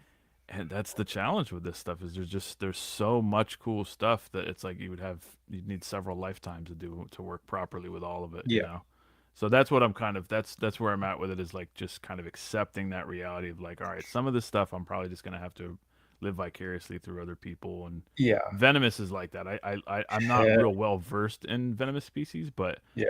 I see all sorts of beautiful venomous stuff, and it's tempting, but it's like I think I don't see myself venturing down that road. Maybe Yeah, one day, yeah, but so I'll just follow people on IG. That's one thing that's cool about the social media's got a lot of horse shit to it, but there's also a lot of positive sides, and that's definitely one of them that's to one be of able the, to see. yeah, one You of the get to biggest see some upsides. really really cool stuff that people are working with and Yeah, seeing the awesome work that they're doing with it. So yeah, um, no, absolutely.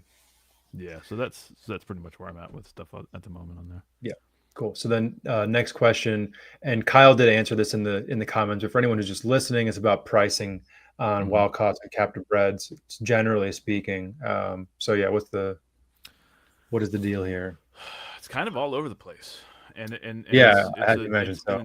yeah, it's really all over the place as far as the both the wild stuff and the captive stuff. So it's a little bit of a wild west scenario at the moment, I think, and that part of the thing that's tricky with captive pricing is there's not a whole lot of history to go on in terms Yeah, of market because they're just really I think that's one thing that was particularly people coming into this that are new they just don't realize how few captive bred northerns, I mean basins as well, but particularly how few actual true captive bred and born northerns there are available, at any given time. Um, a lot of the stuff that gets labeled as captive bred is just imported females that drop babies or right. young juvenile imports, and so you see, a wide range, like Kyle had posted there. Everything from pretty dirt cheap. Although generally, for the Yeah, most part, you're going to get what you pay for with that kind of stuff, and you're going to get, absolutely. you know, not to call them garbage, but to a degree, you're going to get the garbage a lot of times. Yeah, And so yeah, so it's kind of all over the place there, and um, how that goes forward. We'll have to see what happens with northerns as far as the importation of them and everything. How that changes, just like a lot of other yeah, species. With how that's going to move forward in the next few years. absolutely. So then, kind of a bit of a follow up on what we were talking about earlier about the baby coloration, but any differences you see as they age, whether they were born red or green? Red or green? Yeah. So generally, what I've seen, the reds, uh, by the time they a lot of them start changing fairly early. Like most of the babies that I have that were born in August are already starting to change orange, or in some cases are Yeah. already going green. Okay. I think it was like the very end of August. I don't remember the exact date. So I guess I think it was like August 31st, basically September.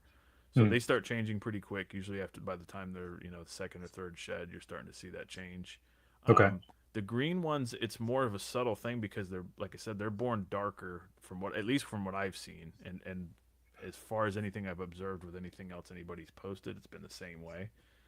They start off a darker green tone, and they generally lighten up over those first 4, 5, 6 sheds. Okay. And then by the time they're around a year old or so, they tend to be fairly indistinguishable Yeah. from the reds. I have noticed the greens tend to have um, more of the kind of almost anaconda phase looking influence to the side of their bodies. Sure. They say more speckling and more kind of Those dots. circles and dots Yeah. and stuff on the sides. It seems to be more prevalent, but at the same time, when you Okay. look at the reds, it's a little tricky because most of the reds, or at least a lot of my reds are born, they have some of that green already there, at birth. Okay. So it's like, the contrast between the red and their green spots and circles on the side compared to, how that looks on the green neonates, it's a little different. So Sure. still trying to sharpen my skills as far as observation of all that stuff. But that's the kind of general thing that I've seen is that for the most part, by the time they're around, a year and a half, they look mostly the same, with the greens lightening up considerably. Um, Yeah. I don't know. It would be interesting, and of course, quite a long way down the road. It'll be interesting to see what they do at the 10-year mark, if there's a difference between the Mm. reds and the greens, because I know Yeah. that True. Ed has talked about that a lot of emeralds they don't really have their final color till they're around 10. Okay. Makes Um, sense. and that's when they seem to start darkening up quite a bit. And so I don't know, Okay. maybe that's when there is a little bit more of a differentiation between the adult coloration there. But that's what I've seen for the most part. This so Okay. far. Cool. And then Brandon asks the mode of inheritance on the patternless. I don't know. It's not crystal clear yet. Just like anaconda phase isn't crystal clear. I would guess they seem very similar to me. As far Sure. as what I've seen That would make from. sense to me at least. Yeah, and I mean, even to the point where you got a question like, is it maybe a situation where there's some compatibility between conda and patternless as far as Yeah. like if they're something there to it. I don't know yet. Sure. There hasn't been as much work, at least that I've seen. Hasn't been as many patternless pairings that I've seen the results of. But the few that I've seen, where people have posted of it, at some point over the years, it seems to be similar results to anaconda, which is interesting because the conda is not really crystal clear either. How Yeah. it's inherited, because you would think that pairing two condas together should produce full, a full litter of condas, and my understanding is that's not necessarily the case. Okay. And then there's been claims, although I'm not sure that I totally agree with it. There's been claims that condas have popped up in normal to normal pairings, Okay. but I can't help but wonder. It's not that I necessarily think people are like making an intentional bogus claim there, as much as I can't help but wonder if it's something where one of those parents was actually just a low expression anaconda phase, and was, Mm. because that's one of the things that I've seen in the results of my litters with the anacondas is there's always some animals that look kind of in between. Yeah. And so where I think a lot of people might just think, oh, that's just a normal, but maybe it is a low expression anaconda Yeah. phase. It's hard to say. Hmm. So I think there's still, to elaborate on that, Brandon, yeah, the mode of inheritance is not crystal clear, but I think I think generally, as far as what you would expect, if you paired a patternless to either a normal or a patternless, you're going to get a mixed litter, almost certainly. Okay. As far as everything I've seen. Hmm. But, it may not necessarily be the case that patternless to patternless produces all patternless. Hmm. Interesting. And there's talk, I know there's been talk of a super form of the conda mutation or phenotype. I've only seen one picture of an animal, or I think it was two pictures of an animal that Tony Nicolai produced at some point many, many years ago that looked to be a super, and I think was claimed to be a super. Huh. What did it And look like? it actually looked a lot like a green Burmese python as far as the pattern. Huh. It was like a broken stripe. So Interesting. it looked to me, yeah, it looked about pretty. That's what it reminded me of as far as the pattern. Okay. So that was interesting to see. But then I've also seen some other animals in conda to conda pairings, like from Glen Bogue, that to me looked like, well, maybe that one was a super form, but it didn't look way different. It didn't have the broken stripe that same way. So I don't know, Hmm. exactly how that's working. I think that of of anybody I've seen doing work with anaconda phase, I think that the probably Glenn has done the most progress there. Okay. And I don't recall if he's, I don't know offhand if he's done patternless as well. Okay. I feel like I would have remembered that if he had. Maybe he's got some animals, but hasn't done as many pairings with them. But he's got a lot of. He's done some. He's done just about all the combos that I'm aware of with Okay. anaconda phase, and I think he's produced at least second generation, if not third generation condas. Wow. So, yeah, he's done some great work there. That's crazy impressive. Yeah. He's awesome work there. Very inspiring. Cool. Well, we are going to hit the old commercial break real quick. Hold tight, everybody, and we will see you back on the other side of the break. For the #1 PVC enclosures in the reptile game, no better place to visit than Focus Cube Habitats. Excited for today's sponsor, Focus Cube Habitats, #1 enclosures in the reptile game by far. Everything you see behind me are 3x2x2 PVC designed enclosures by Steven and Ashley over at Focus Cube Habitats. They're based out of Texas. If you head over to their website, you can select from over 30 plus different enclosure designs that they've done. Two of the hardest working people in the reptile hobby today, and I'm so excited to add more Focus Cube enclosures. So much again, Steven and Ashley, I appreciate the 5+ years of partnerships that we've had together.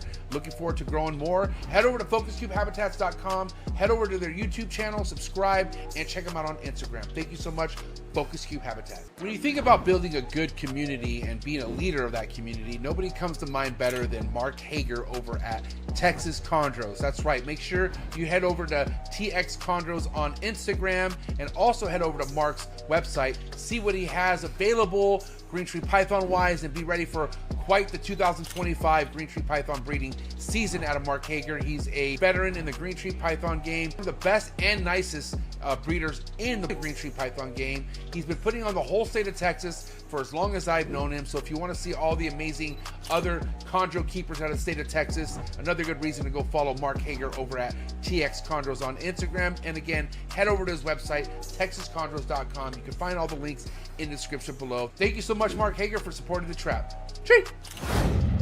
Sorry for the interruption, folks, but a quick word from our sponsors. Green tree pythons, emerald tree boas, and plenty other arboreal snakes have been quite the popularity here at the Trap Talk Reptile Network, which brings me to today's sponsor, the Reptile Perch. Head over to the reptileperch.com and Reptile Perch on Instagram. See what type of design PVC perch is best for your arboreal reptile. But first and foremost, I would also check out David Brom's Green Tree Python availability on the website. And you can also check out his Instagram just to stay current on any projects or any productions that he posts. Thank you so much, David Broms, for your ongoing support. Looking forward to seeing what you have to show in the 2025 season. Shout out to today's sponsor, and that is the COCO Dude, #1 chipper substrate in the game. Everything you see behind me, all my emerald tree boas, my green tree pythons are all over that beautiful COCO chip over at cocodude.com. Go to cocodude.com, place your order. I prefer the COCO to go. It's already broken down, less dust, the chunks are perfect. But yes, I like the COCO to go. No matter what your total is in your cart, if you put in TRAPFAM25 in the promo code, you are now going to get 25% off your entire order. Thank you so much, the COCO Dude, for doing that for all my trappers. Again, #1 substrate in the game, less duck sheds, less dust. It's the best place to be, and that's the COCO Dude. Again, cocodude.com, put in promo code TRAPFAM25 and get yourself 25% off the entire order. Thank you so much, COCO Dude. Cheers. Alrighty, we're back. So I think an hour 40 in maybe we should finally get to the actual topic of the of everyone's what everyone's. We to be fair, we've been talking about a lot of aspects of breeding. Sure, And, absolutely, and, we have babies and everything. But yeah. Yes, but the actual mechanics of it.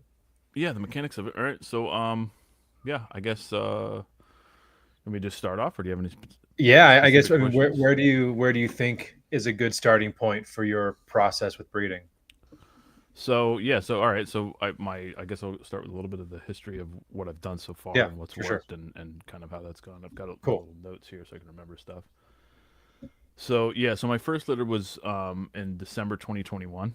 So a little under 2 years into the project, and That was from the female Artemis, which I've posted quite a lot of. Really big, beautiful, high white animal. And that litter went pretty well. I started pairing them. I guess it was fairly typical as far as the general approach. I started cooling them down. Now at this time I was still keeping them. I wasn't keeping them in the back room ambient. I was keeping them in more typical room temperature ambient. Okay.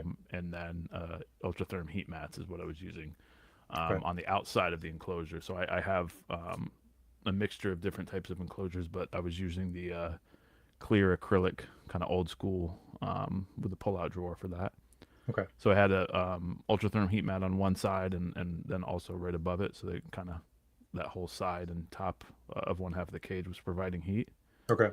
And that worked okay. It wasn't bad, but I wasn't real thrilled with the results. She had, I'd have to remember offhand, I think it was 6 babies. One of them was full-term DOA. Okay. And then one of them was full-term, but it had an umbilicus issue, which is, we can elaborate that. So this is something I've seen not only in my own litters, but also in a couple other people's. Okay. And, so we'll kind of go into that a little bit later. So this baby had a pretty bad protrusion of the umbilicus, and I didn't ligate it like I should have. I waited way too long. But anyway, so she had, what would have been 6 full-term babies. One of them was still, one of them had the umbilicus issue, and then the other 4 looked good. Okay. And then the rest was slugs. So pretty high slug count, which I came to find out and realize after working with them now and kind of, learning more about them is generally the more common result people get. Yeah. So sure. I remember hearing for a long time, and I think this is just tends to be because of the way people will like present the results of a litter. I was kind of under the impression that it's normal for just 3 or 4 babies. And I was kind of under the impression that that's just how many babies they have. Yeah. But a lot of that's because people don't really mention the slugs. So it's like, there would have been 15 or something, but there was, Yeah. For so, sure. So that first one was not that great of a results. She had, I think she went like 100 and it was around 127 days or maybe 137 days. It was somewhere in that time frame, around 130 days, which seems to be pretty typical for a lot of people. And the results, like I said, I wasn't real happy with it. I unfortunately didn't really get to witness that birth, so I don't know if she struggled. I don't know what happened with the baby that was stillborn. I don't know if it was born alive. It was in the water bowl, which I was pissed about that I'd left the water bowl in with enough water that at least the potential for it to have drowned was there. I don't necessarily think that's what happened in hindsight. At the time, I suspected that, but I wasn't as prepared for that litter. In general, it was my first one, and then on top of that, it was like, 6 weeks after my mom had died. So things were, we just had a funeral. It was a bad time in general. Sure. But so, that litter didn't go as good as I would have hoped, but I was still thrilled with the, having a live litter and having some good looking babies.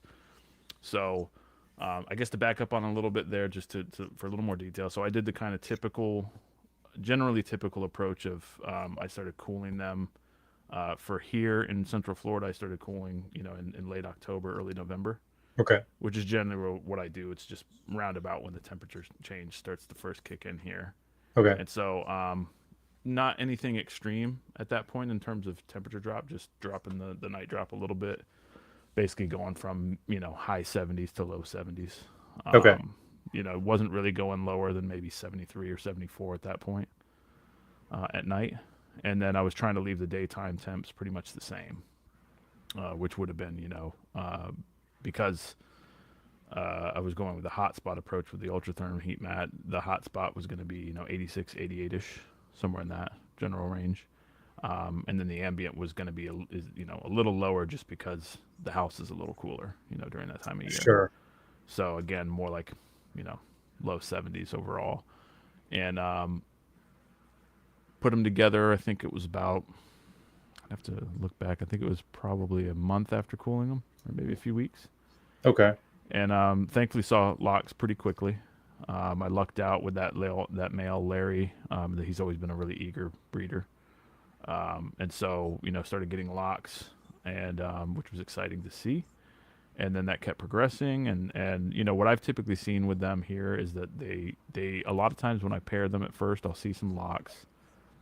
And this is usually the November or December time frame. And then it's not normally until late January, early February that I see breeding activity ramp up heavier, to where then I'm seeing more frequent locks, to where it's like either every day or near every day. It's a bit more sporadic at first. And I'm assuming that's probably, directly tied into the development of the female. Because, a lot of times when I first start pairing them, I'm not necessarily seeing any kind of swelling or indication that the female's developing yet.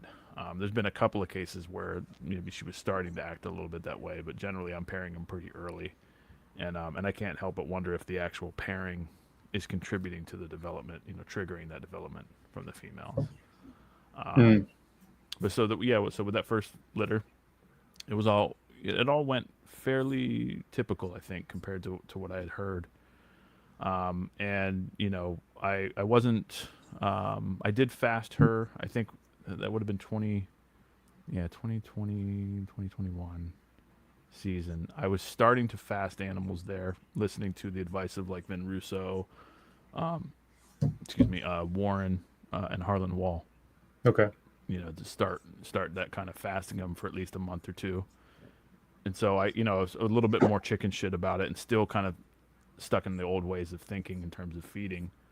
Basically being scared to give them 2 months off of food, which really is nothing at all. But at that point, I'm still in that mindset of like, oh man, 2 months that's such a long time. So I think I did about a 2-month fast then, maybe 3. Okay. And then started introducing food again as they're actively copulating, separating the male when I fed them, of course. And and then just kind of kept feeding her steady. I don't generally do that really heavy, huge meal to try to trigger an ovulation thing. I do some huge meals, like I've mentioned in the last episode. I do sometimes feed them jumbos to the females, but I don't do that like towards when they're approaching ovulation. I usually do that earlier on. I wouldn't be completely opposed to it. I just haven't really done it. I've erred on the side of caution in terms of like not pushing them, to swell up too big. As when the follicular development's huge, and that's based off of some of the caution that I got from asking Ed about that. And I know he had a couple of experiences with a female where he had wondered if that, I think he had a female that broke her ribs actually, for not too big of a male. Yeah, it was pretty crazy. Oof. So so speed through that a little bit. So the first litter went okay. Wouldn't consider it a huge success, but it went all right. And so one of the things I picked up on during that first one was like, she, keeping her with the kind of typical way where the heat was running 12 hours a day, it would kick off at night. But I think I had it either 12 on or like maybe 10 on and then, 14 off or whatever. But I noticed that she was basically butted up as close as she could possibly get to that heat all fucking day. Yeah. And so it didn't really seem right to me, but I'd heard a lot of other people observing that.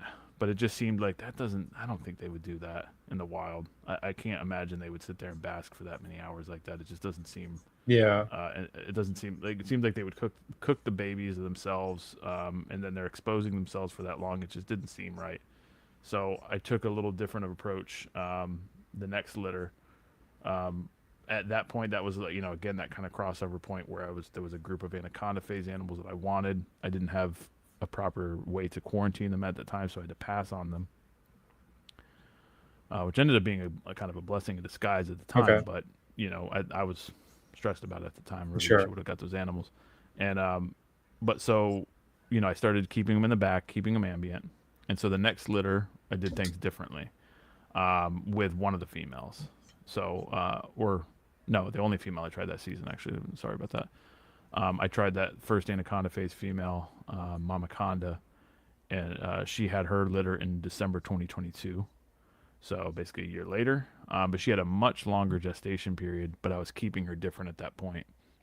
She was kept in the back room where it's, there's no external heaters on the enclosures, and it's just all basically dictated by the weather outside, which warms the room naturally from the sun coming through the windows. Okay. And then they have sunspots that forms in the enclosure for a few hours as the day goes by in the morning. And then so she was utilizing that to bask. And, I had many a days there because, again, this was early on in that experimentation. I'm thinking, I'd heard so many people say things like, you don't want them to have a high basking temperature. Yeah. I'd heard quite a few recommendations to never, let sunlight from a window, never use that to heat a snake enclosure. Yeah. So I'm sitting here thinking like, I'm probably going to screw things up. This is going to go bad. And there were a few times where I clocked her temperature and she was like 97 degrees, and I'm like, holy shit, Yeah. But I realized after a while, I'm just like, well, the animal's she's acting correct. She seems to be doing what I would expect a gravid snake to do, which is in the morning when that sunlight comes through the cage, she shifts over, she basks 2 hours, maybe 3 hours tops. Yeah. And then she shifts away from it and she sits content. So I'm like, I'm panicking, but the animal's behavior is not really giving me reason to do that. It's just all in my head. I'm nervous about it because of everything I've heard. Yeah. And she had a really long gestation period. Okay. And now keep in mind, she had quite a variance in temperatures throughout this whole time because, any given day, there's no fixed temperature. So it, varies anywhere from, the coldest nights can go down to 60, 68-ish. And then up into, 90, 92 degree ambient temperature for a brief period of time. Not for very long, but for a brief part of the day. On average, it tends to be more in the mid-80s for the most part. Okay. But, there are those little periods where it warms up pretty significantly. And but towards the end of her gestation, with it getting into November, December, the temperatures are now dropping here. And so her daytime temperatures weren't peaking above, 82, 83. And the night temperatures were going all the way down to 70. Yeah. And, so I'm starting to get worried. She's up to like 150 days. And she's not showing signs of giving birth. And so I'm thinking, great, this whole thing's gone to shit. Yeah. You know? Because you always hear 130, 140 is about when they're going to go for the northerns. But again, I'm panicking, thinking things are going wrong. I've got people, kind of putting it in my head, like whether they're intending to or not, probably not, but they're just like, oh, that's a long time, man. You think you're sure she's all right? I don't know. That seems like, quite excessive. But again, I kind of trusted my intuition with, when I get out of my own head and I look at what this animal's doing, she's acting good. Yeah. She seems cool. She seems good to go. She looks comfortable. She's not showing me any signs of stress or distress. So I'm going to keep riding it out and see what she does. Yeah. And so she went to 166 days, which at that point I'm thinking, 166 days POS, you're looking at, about 100, approaching 190 days since peak ovulation swell. Yeah, sure. Damn. So I'm thinking this is going to be, slug out or stillborn fest or something, and, then she finally, did the, had the babies, and it was like 2 days before Christmas. And I got to actually witness this one. The first one I didn't witness that with Artemis. I came in, she had already finished everything. I didn't have cameras set up to catch it, so just came in to find the results. So I actually got to witness this whole process, which is of course amazing to see. Never witnessed a live birth snakes like that before. Yeah. So it's just super, super awesome to watch. And I was thrilled when I kept seeing one full term, healthy, strong baby after another coming out. Yeah, for sure. So I'm like, oh man, that's such a huge relief, to not just see a bunch of stillborns dropping. Yeah. And so she ended up having nine healthy babies and then 2 slugs. So not a bad first litter, not at all bad first litter. And so I kind of looked at that. I'm like, well, this seems to indicate at least that what I did wasn't a complete, total failure. Seemed like it worked pretty well. So I felt strong that like, all right, there's potential in how I'm doing this back there. I'm going to continue doing this way and continue trying to breed them, and with these varying temperatures and with the sunspot and focusing really primarily kind of shifting my focus away from like an obsession over exact temperature to more of a focus on, they need to look comfortable, be low stress, be well hydrated and proper humidity, and have variance in their ambient temperatures. Sure. But in particular, have warm enough ambient temps, because I think that's Yeah. one thing I don't. You can do it a lot of different ways, but personally, I feel like from my own experience, like I'll never go back to low ambient temperature. Okay. For them, I just don't think it's ideal. I think my view of what they're more than likely doing in the wild is they're kind of sitting in a spot, the majority of the day they're sitting in one spot, especially if they're not gravid. They're sitting in one spot and they're just, enduring the ambient temperature fluctuation. Yeah. And they're enduring the fluctuation in direct sunlight that may or may not hit them in most cases. They're not necessarily seeking to thermoregulate all the time during the day. Sure. I think that the behavior that we see in captivity with them, again, just my opinion, I think that it has more to do with they can't get warm. They don't, if they're not at warm enough ambient temperatures, they have no choice but to try to warm themselves up under a panel all day. Yeah. And so then that gets too hot and it's drying them out, and then they might have to shift off and go back and forth. But I think it's potentially fairly unnatural, because I know that, they're not going to always be at super high temps in the wild, but I have a hard time, believing that in the middle of the summer or even most of the year in Suriname and Guyana, even under the canopy in the shade, that they're finding pockets of 72 degrees or 73 degrees for the majority of the day. I just don't think that's happening. Uncommon. I think that more than likely, because I know when I take temperatures outside, if I go check with a temp gun, not that that's 100% accurate, but if I go check temperatures all over the place in the shade, it's quite often pretty close to what your weather app will say. Yeah. Say this. So it's like, I know, like, if I look under 100% shade, a lot of times in the summer that's still 90 degrees here anyways. And so if they're getting hit with sunlight as well, then they're going even higher. I don't think they're finding pockets that are 20 degrees lower than that, personally. I could be wrong about that, but that's my kind of view of it. So so then for the moving forward, and if I'm rambling here, no worries. Stop me. Keep going. Feel free to This is stop me. awesome. If I moved to the 2023 season, I basically just kind of continued doing what I was doing. It didn't really make any significant changes there. I'm trying to think if I changed much. No, I basically kind of, I guess I just kind of, if I changed anything, it was just more so my mentality of, like, I feel more at ease about this process and what I'm doing back here.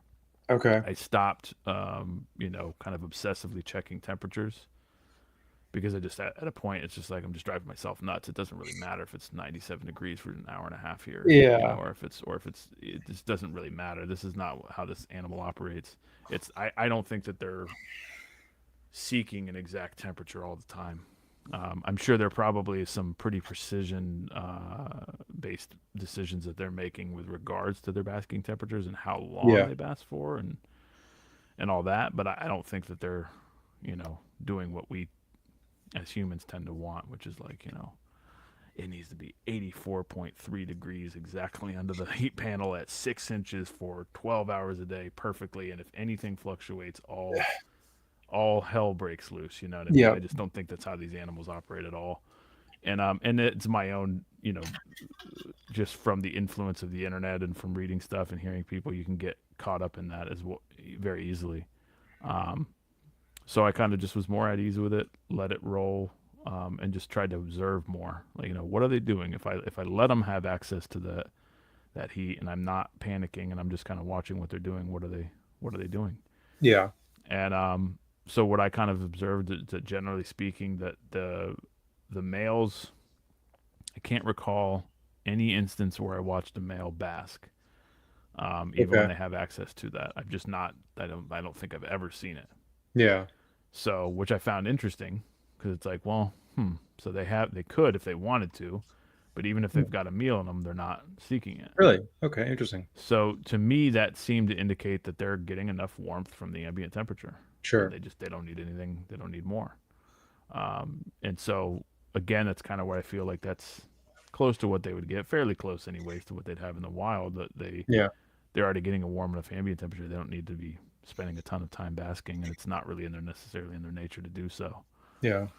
But the females was interesting to watch because I should have marked it down a little bit more on my notes, but I think for the most part, I did probably occasionally see a female bask here and there that wasn't gravid or maybe was starting to develop. Yeah. But really see very, very little of that behavior at all. I don't really see any basking behavior until they ovulate. Then that behavior changes dramatically. And that was what it was interesting to observe, was that I paid more attention to that in 2023 because I was I did 3 pairings in 2023. All 3 of them went, but only one of those litters was really good. And 2 of them were in that back room. One of them was Artemis again, my second attempt breeding her in essentially the same setup that didn't work the first time. And surprise, it didn't work very well. It was a total shit show. It was actually worse the second litter with her. So the ultratherm heat mats, the whole situation was the same. And so, so I was kind of observing that, and I was like, well, what seems to be consistent, again, for the most part, there's always exceptions, is that these females are, after they ovulate, they'll start basking a little bit here and there, but it's not until after the post-ovulation shed that then they start really doing this, almost like clockwork, every single day basking, or just about every single day. And, it's a pretty predictable behavior. The, sun starts coming in through the window and forming a basking spot in their enclosure, and they shift over to that, starting around 9 a.m.-ish, somewhere in that time frame. And then they'll sit on there and they'll spread. I know, I think Steve said, have you noticed gravid females spreading their body out over multiple points of contact? Yeah, absolutely. And that's one of the behaviors I've seen a lot of, and that was something Ed, has he never directly told me to do that, but he's mentioned it so many times, and he mentioned it in the unfiltered episode. Yeah. And so I kind of took that advice, just indirectly from him, that like, I want to give them multiple perches to drape over, and they definitely do that. They spread out, and they'll do weird pretzel shapes, and every day is different in what they're doing. They know whatever they're doing, they seem to have a purpose behind it. Sure. And so they spread out, they'll bask, they'll let that heat, warm them up quite high. And then almost, to me, I've always made the joke, it looks like it's like a battery charging. Like they charge up for a couple of hours, and then they shift away. Yeah. And then they just sit tight. Almost always they just sit tight, in the mid 80s, whatever the ambient is, high to mid 80s for the day, and they just look really cozy, and they just chill. And so it was such a different behavior to what I had seen with Artemis, with the ultratherm heat mats, where it's like she just clearly looked like she just couldn't get enough heat. Yeah. Even though the temperature should theoretically be high enough, for whatever reason, she's not, Yeah. And I kind of think, and I've had different ideas on what that maybe is, but I think, at least currently, I may change my opinion on it later on, but at the moment, I feel like what it really is that they just, if the ambient's warm enough, they're comfortable, and they don't need to spend a ton of time basking. But if it's not, then they're going to sit there and sit under the panel or under the bulb or whatever it is to try to reach a comfortable temperature. And so that's kind of, that's the behavior I've seen. And then that behavior has been extremely consistent with all the females that I've paired back there since then. So, so like, again, so 2023 season, I did 3 pairings. All 3 pairings took and produced something, but Artemis was in the other room in the old setup. It was a total disaster. She had 2 premature babies, and the rest were slugs. So and she went early. She gave birth, in my opinion, premature, which I think is what a lot of people that's kind of the common problem, in my opinion, that happens with a lot of emeralds, is they're just basically premature births. What day roughly? I think she was in the 130s. Okay. If I remember correctly, maybe early 140s, but I think it was 130s. And so that's one thing that's been interesting for me. So keeping them back there, I've seen generally higher gestation times than is normally seen with the northerns.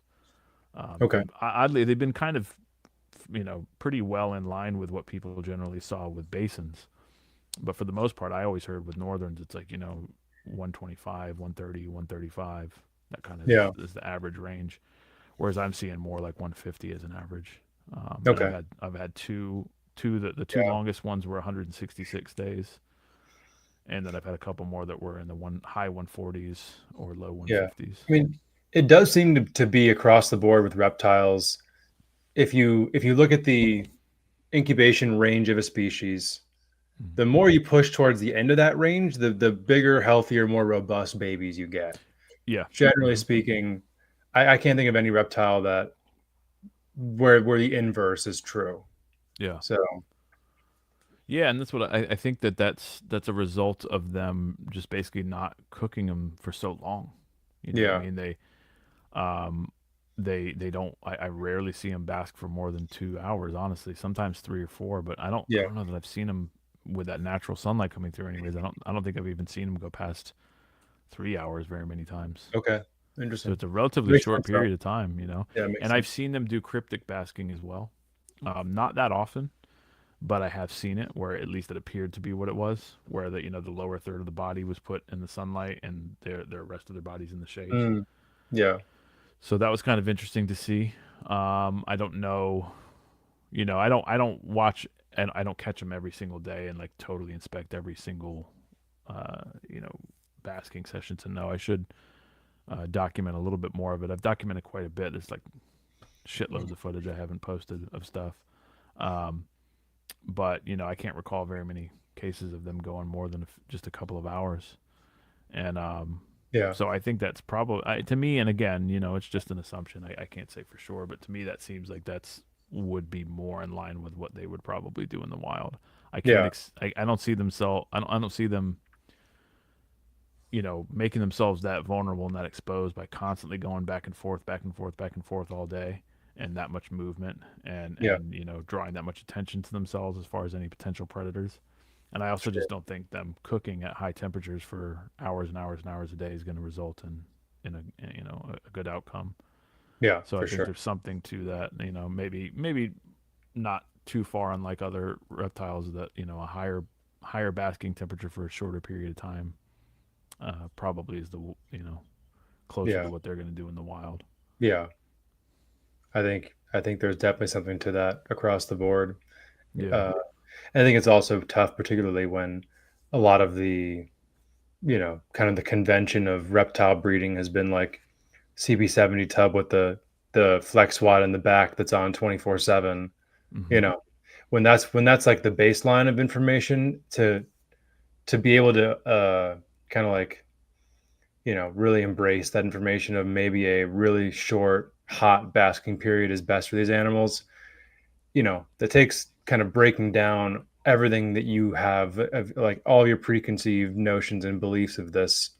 But if you look at it from a natural behavior standpoint, it makes a lot more sense than the low, steady, constant heat source. Yeah, that's what I think. And I get at least for emeralds, I certainly can't speak on all different Yeah, sure. snakes and I species, but think at I least think for what I'm there's a seeing, lot of similarities. I do, and I think it's just probably I do think that more than likely that's the case for a lot of species across the board because it's just kind of a common sense thing to me. Yeah, Um, the less they're exposing themselves to predators, the better, and the less they're exposing the developing babies to extreme temperatures, the better. I always feel like now that's one thing I feel like is changed in my mentality with keeping is that whereas I would have been a little more obsessive about specific numbers with temperatures, I'm just more so concerned with like sustained temperatures. yeah, Sustained high or sustained low, I think is where you generally run into problems more. sure. If something's kept too cold for too long or too hot for too long. You know, now that's not to say there's not risk with high heat spikes because there definitely is.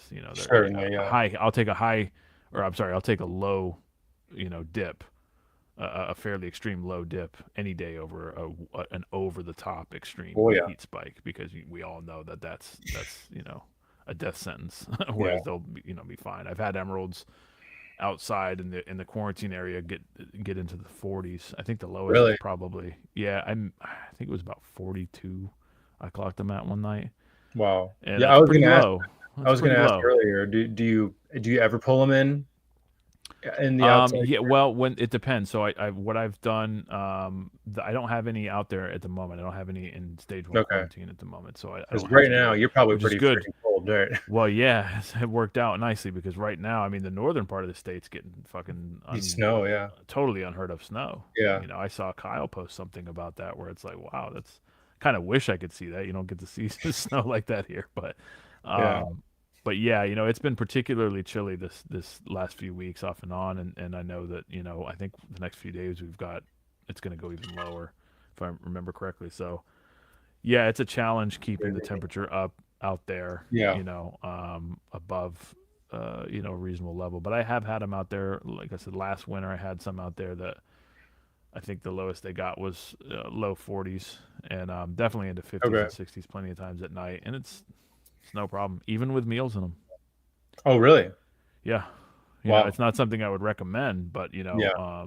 it's they did fine even with a meal in them. Yeah, that's something I'm Um, always super paranoid about is like honestly, there's some times where like the night after feeding, I'll turn the house up a little bit and then turn it back Oh, the I next. think that's general. Yeah, I think it's always a good idea to have Yeah. the temps warmer. But again, it happened to be that way. I may Yeah, have, sure. there was a couple times where I fed them and I'm like, fuck, I should have looked and realized it was, 2 days from now or something, it was gonna drop 30 degrees at night. Because Florida can be weird like that.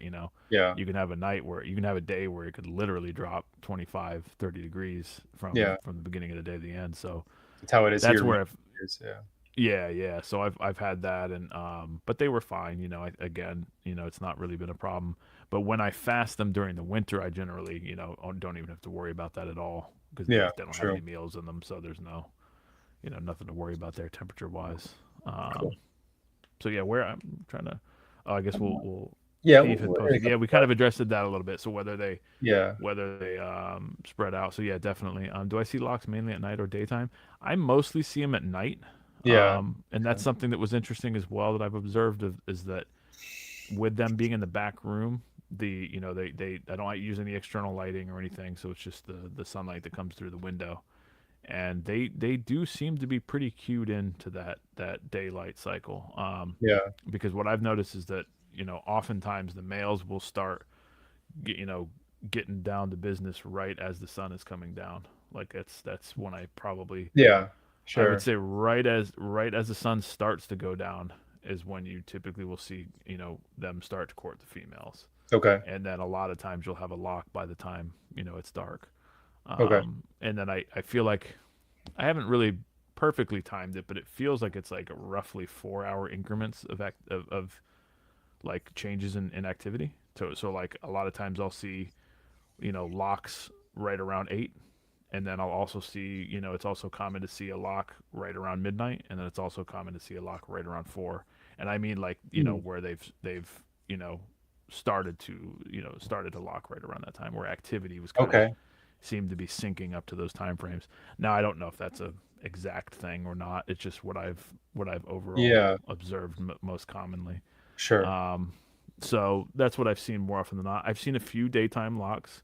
Generally, when I've seen that, though, it tends to have been a lock that kind of started, early AM and carried into the next day. Sure. Like they're probably I breeding at 5 or 6 or something like that. And Yeah, exactly. I yeah. don't see I generally see a lot of activity during the day from Okay. them. Same thing with the chondros. I don't see a lot of it.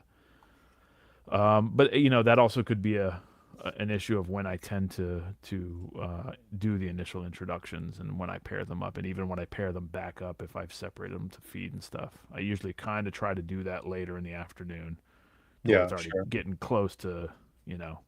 So like I don't know if I've ever really put them together like, if it's 9, 10 a.m. or something like this. So Yeah. maybe they would. Maybe in some cases like that, they would just go straight to locking. I Sure. don't really know. It's a good question. Yeah. Yeah. Um, A couple clarifying questions before I ask mhm. my next one. So the ambient temps, obviously they're all over the place, but Yeah, they're all over the place. So like I said in the last time, I don't really shoot for a particular temperature. I yeah. let the weather do what it's going to do. But what it ends up being is basically, through most of the year, It's following Central Florida temperatures pretty closely, but being indoors with a little bit of air conditioning in that room, that kind of basically dampens the temperature, so to speak, just slightly as far as the peaks. So you're looking at morning temperatures are in the high 70s or early 80s, depending on what time of year it is. So generally going to be 77, 78 in the morning. But during the warmer months, it doesn't really drop much below 80 in that room. Yeah. And then you know quickly we'll shift up into the mid or high 80s for several hours. It may peak, depending on the time of year, it may peak at 90, 91, 92 degrees ambient for a few hours, and then goes right back down to generally, fluctuating in that mid 80 to high 80 range, and then slowly ramps down back into the, 77, 78, Yeah. 80 degrees general range. So that's most of the year. During the Okay. winter, like right now, the coldest, their daytime peaks are, 77, 78, something like that. And then, nighttime is generally going to be around 70, 72 degrees at the lowest. Yeah. Occasional, a few nights here and there, it might go down to 68, probably occasionally even like 65 in that back room, but not for more than a few hours. And then it starts to warm back up a little bit. So I don't go Yeah. too extreme. I could let it go cooler in there, but I use a little space heater that kicks on at night to try to Okay. keep it from going too cold. Just to, it just doesn't seem like there's much reason to go, Yeah. much below I mean, 68, 70 that degrees. snake in the wild will never experience a low 60s temperature under really Yeah, for any extended period. circumstances. That's Yeah. what I figured. Yeah, there's not much reason to go below that. So that seems to work pretty well at those temperatures. Yeah. And then kind of the next clarifying question is about kind of gestation. So the long period, I believe you said that was 166, right? For the I've had longer. two that went, yeah, I've had two that went 166 days, Yeah. which is interesting. They went the exact same time. And Probably then wasn't the much, but the difference in the babies between the long gestation and the shorter 140 gestation. yeah, that seemed to be better. I mean, so essentially every year the results have been better as I've kind of fine tuned things. Mhm. Like I said, the first season was what I would consider to be generally seems to be kind of typical results, where there was there was 6 fully developed babies. One of them was stillborn. One of them had the umbilicus issue, which we can get into in a minute, and then 4 that were generally seemed pretty well. But even them, I do feel like those babies probably would have been stronger if they had, gone a few more weeks. Yeah. I can't help but wonder if she kind of gave birth prematurely, and I kind of wonder if a lot of these births are a little premature. Sure. Now, exactly why that's happening is still hard to determine exactly what it is that's causing it. Is it down to the overall development wasn't really quite right at that kind of typical temperature range, and if they're basking too much, is it kind of throw everything off and then they end up having a premature litter? Yeah. Or does something happening with those setups, or is there something else that's triggering it, that's triggering a premature birth, and then you would have had better results if she'd have gone another week or two? I don't know for sure, but from Yeah. what I've seen, which at this point, I've produced 67 babies from 8 litters. Wow. The ones that have, the ones that have just basically been, really solid with the least amount of umbilical issues and overall best, feed responses and everything have been those longer gestation periods. Once they're in the 150s, 160s. Okay. All right. Cool. So then, my question now, your kind of like annual feeding schedule and how it kind of coincides with your breeding schedule as well. What do you do as far as like food cycling goes? Well, so food cycling, I've basically, gone more and more in the direction of like what Vin and Warren talk about with, Mm.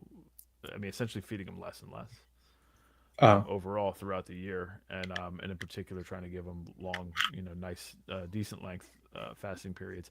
I don't think I go as quite as long as either of them do. how long do But they go?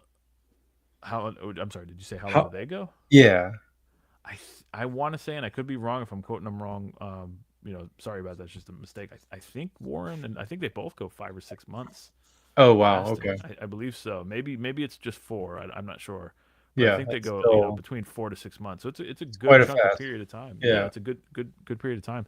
And so what I've kind of been doing is every year, as I've gotten a little more experience in my belt and kind of observing that, like, yeah, these animals don't need to eat so fucking much. Yeah. And they do perfectly fine. They really, a healthy emerald, just like I think most boas and pythons.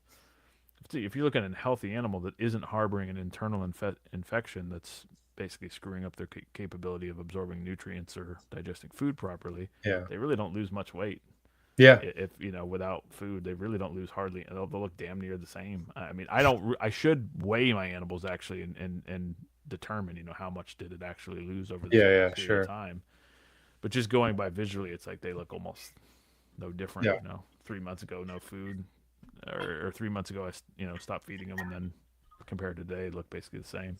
Yeah. So, I think what I've done this year, let's see, I started fasting them at the very beginning of November, and so yeah, all of November no food, all of December no food, and then I'm going pretty much the rest of this month no food, and then I'll start to reintroduce meals to the females in February. Okay. So, and that's pretty much what I did last year. I think it went about 3 months. I don't Okay. really worry so much about it, like exact day or anything. I just Yeah. do it by feel, by what Sure. the combination of what the weather's doing and what the females Yeah. Sure. are doing. If they're breeding heavily and the weather's starting to warm up, I start feeding them again. Okay. But that I believe that differs, from again, if I'm wrong, sorry about this. I think Vin still doesn't feed them even when they're actively breeding, as far as his boas and pythons. I think he Okay. if I remember correctly, he tends to focus on getting all the meals in them before, Hmm. and then they don't really feed again until they've given birth or laid eggs Okay. or whatever. So Interesting. so it seems to me, and that's something that I think is kind of interesting, is that you've heard a lot of people say, well, everybody kind of does fasting and food cycling their own way. Everybody's got their own variation on it, and yet a lot of Yeah. times it still works. And I think a lot of times it just comes down to that. It's like the kind of the core parameters or principles or whatever that's working is that some degree of fasting in conjunction with them having plenty of body reserve, plenty of fat reserves, plenty of body condition to Yeah. produce babies and deliver healthy babies. It's like, I feel like whatever way you choose to do it, is long the kind of core thing that needs to happen is that animal needs to have the proper body condition to become pregnant and deliver babies. Yeah. and Sure. do so without it being an extreme burden on the animal. Yeah. And then something, some kind of a fasting period that gets them triggered, whether, because I'm still curious, is it what exactly gets them to go? Is it the I was period gonna ask that too. Yeah. yeah, and is it the period of fasting, and then once the food ramps up, is that exactly what's triggering it? Is Yeah. it the fact that the food, because I know some people have that feeling that it's like, once the food intake ramps up, that's what triggers their body Yeah. to give That's it. But that's then, my current biggest question for myself with my scrub python breeding is like I definitely don't have it figured out. I mean, I've produced a decent I amount feel of the them, same but way, yeah. I've had a lot to try. So like Mhm. when you try to breed 20 females in a year, you hopefully are gonna get something. Sure, Um, yeah. but I feel like the one thing that I'm still puzzled on is what triggers that follicular development to start. And because Yeah. it's been all over the place for me. Like, Hmm. food cycling, no food cycling, heavy feed, less feed, uh, no fast, short fast, extended fast. It doesn't. I can't find any Any consistency. crystal clear. Yeah, and Yeah. that's why I wonder, it may just be the case that there isn't necessarily like a one size fits all I wish thing there with that. was. It would be nice. It would be nice. But and maybe there is, maybe there still is, but Yeah. it feels like it's like, it comes down to the individual female, Yeah. and you know again, whether there's something to this, having enough proper body condition, proper Yeah. fat reserves to feel like they're ready to give birth. They under whatever's going on biologically with them, all the triggers fire off. So, now's the time to breed, now's the time to reproduce. the capacity is there to do it, so do it. Yeah. And there seems to be a relationship with that with the fast as well. But again, the fact that people can go and either order and still get good results. Some people seem to load up the food, fast, breed, and then not feed again until the animals have given birth. Yeah. That's different than what I do, where I generally follow the fast and then ramp food back up Yeah. slowly, and then hit them pretty heavy with food at that point. And Yeah. because that's worked well for me, that's pretty much what I plan to stick with, at least for Okay. the time being. I might experiment with that a little bit more in further years, but for the most part, it's because that's worked pretty well. I think that's what I'm going to try to stick with. Okay. But yeah, I mean, I've had a female that seemed to be. I've had them go at a few different times a year. They tend to be fairly consistent so far, anyways. Yeah. But that might change. With more data, with more years, I might realize it's not as consistent as it seemed. Sure. But like for instance, I've most of been my all over the litters, place. yeah, most of my litters have been more have been. I've generally noticed that like a lot of my litters are delivered later than most other people that are breeding northerns. Okay. Yeah. So is that just because it happens to be the few females that I've been breeding are on that cycle? Maybe, I don't know. I don't know Probably. yet. Could Yeah. be. Yeah. And is there variance? Is there? Especially the interesting thing is thinking about, like, I know with something like chondros, I know Vin has mentioned that he felt like certain species of chondros might be spring or fall breeders. So maybe there's something Okay. to that with emeralds as well. If especially considering there could be, if things change as far as the classification of the animals, maybe in a couple of years, some of the ones that I have in my collection may be classified as something else. Maybe they're not Sure. caninus. I don't know. And then maybe I'll notice some patterns there, but probably it'll Yeah. just all drive me nuts trying to figure it all out. Does that add another layer of confusion on It'll everything? just be all just more confusing bullshit that I'll be trying to sort out. But Yep. Hell yeah. yeah. So let's see. So where did we leave off there? So that was So, well, I got another follow-up on this Oh, kind yeah, of topic. So after the fast, generally, how many meals are you getting into your females between breaking the fast and ovulation? It's a good question. I would guess. Let me think it through. So I usually start feeding them, either sometime in January or February. So I'm thinking, like typically feed them about every 2 to 3 weeks after I bring them on, bring them back online with feeding. Okay. I would just guess, 6 to 8. Okay. 6 to 8 meals probably. And something in then that how ballpark. big are those meals compared to what you would feed off season? I feed pretty random size meals during that period. So like Okay. like for a reference, so like most of the adult females are either eating mediums, larges, or typically I'll just feed a mix. Yeah. I'll feed them. Basically most of them can handle a large no problem. Yeah. But I might feed them. Just go back and forth between medium and large again to try to keep them from not getting obese. So I'll feed, typically during that period, I'll feed some mediums to start. Like I won't just immediately hit them with a large. Sure. So I might give them a medium. Maybe I'll give them 2 or 3 of those and then give them a couple larges. And these are spaced Okay. out, 2 to 4 weeks roughly. Okay. Again, I try to just base it on what the female's doing. If she's showing me she's really wanting food, and she's like, she's ready to eat every damn day if you gave it to her, then I'll feed her a little more frequently and I'll give her Yeah. plenty of food and go from there. And I might throw in a jumbo here and there.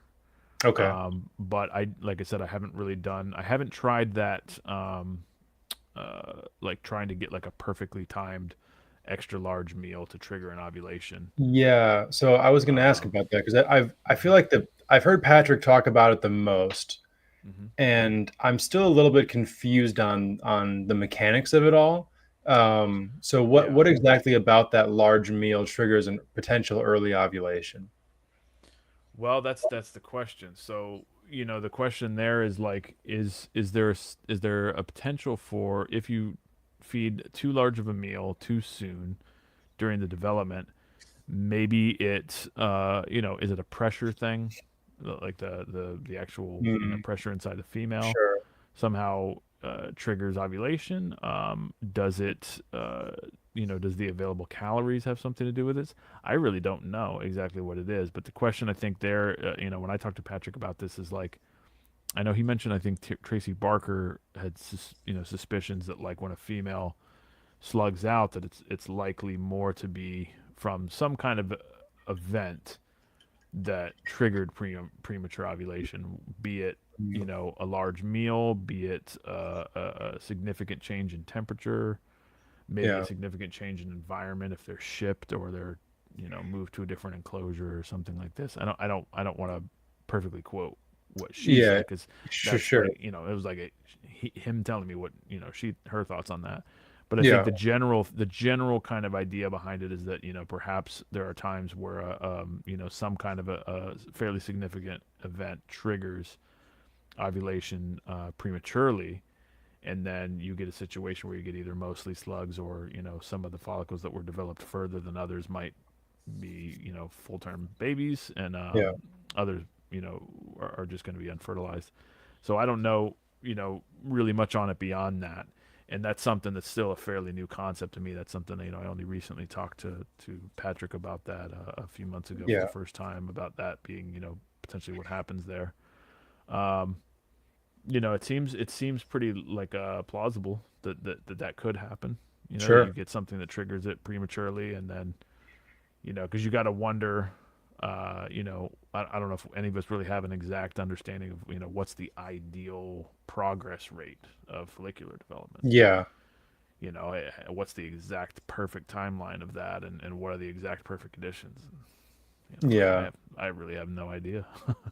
I would Not slowly. I I would would definitely say that at least. Yeah, not well. I would again. I'd say common sense probably shows you that either extreme of too slow or too fast probably going to Yeah. result in the most Yeah. problems. I mean, like if I feel a female having, similar sized follicles week after week after week, I'm like, this probably is going to go absolutely nowhere. Yeah, exactly. So So, that's something. Yeah. And so what exactly is guiding that? Is it always food? Is it always temperature? Is it all of the above? I lean yeah. towards all of the above contributing at least. Mhm. But what's the most critical factors? I definitely don't know that yet. But Yeah. I think overall, and we kind of talked. I think you and I felt the same way about this in general when we talked last time. Was like, steady feeding, and kind of just rather than extreme feeding, Yeah. seems to be producing good results with these females as they're developing. Yeah. Keeping the progress steady, giving her a good amount of food, but not necessarily going completely overboard. Yeah, for sure. But I've heard, obviously there's other opinions, and from people that have had success with different species, that have felt that it's more so like feed the shit out of the female. Well, I mean, like for instance, like with retics, like Hmm. one of the things that retic breeders will do to potentially, start development is just give that snake a massive, massive, like holy shit meal. Yeah. And obviously the physical mechanics of a reticulated python compared to a scrub python, chondro, emerald, those are vastly different snakes. Sure. So, you gotta take that into account, but you can apply that principle within the parameters of these other species potentially, um, which is interesting because a lot of what people put into retic breeding these days is different than a lot of other species, but it seems to work. I mean, obviously it works because retics are bred like crazy, but Hmm. then it also could potentially have something to do as well with them being a species that is a little bit more, I don't want to say domesticated, but multi-generational.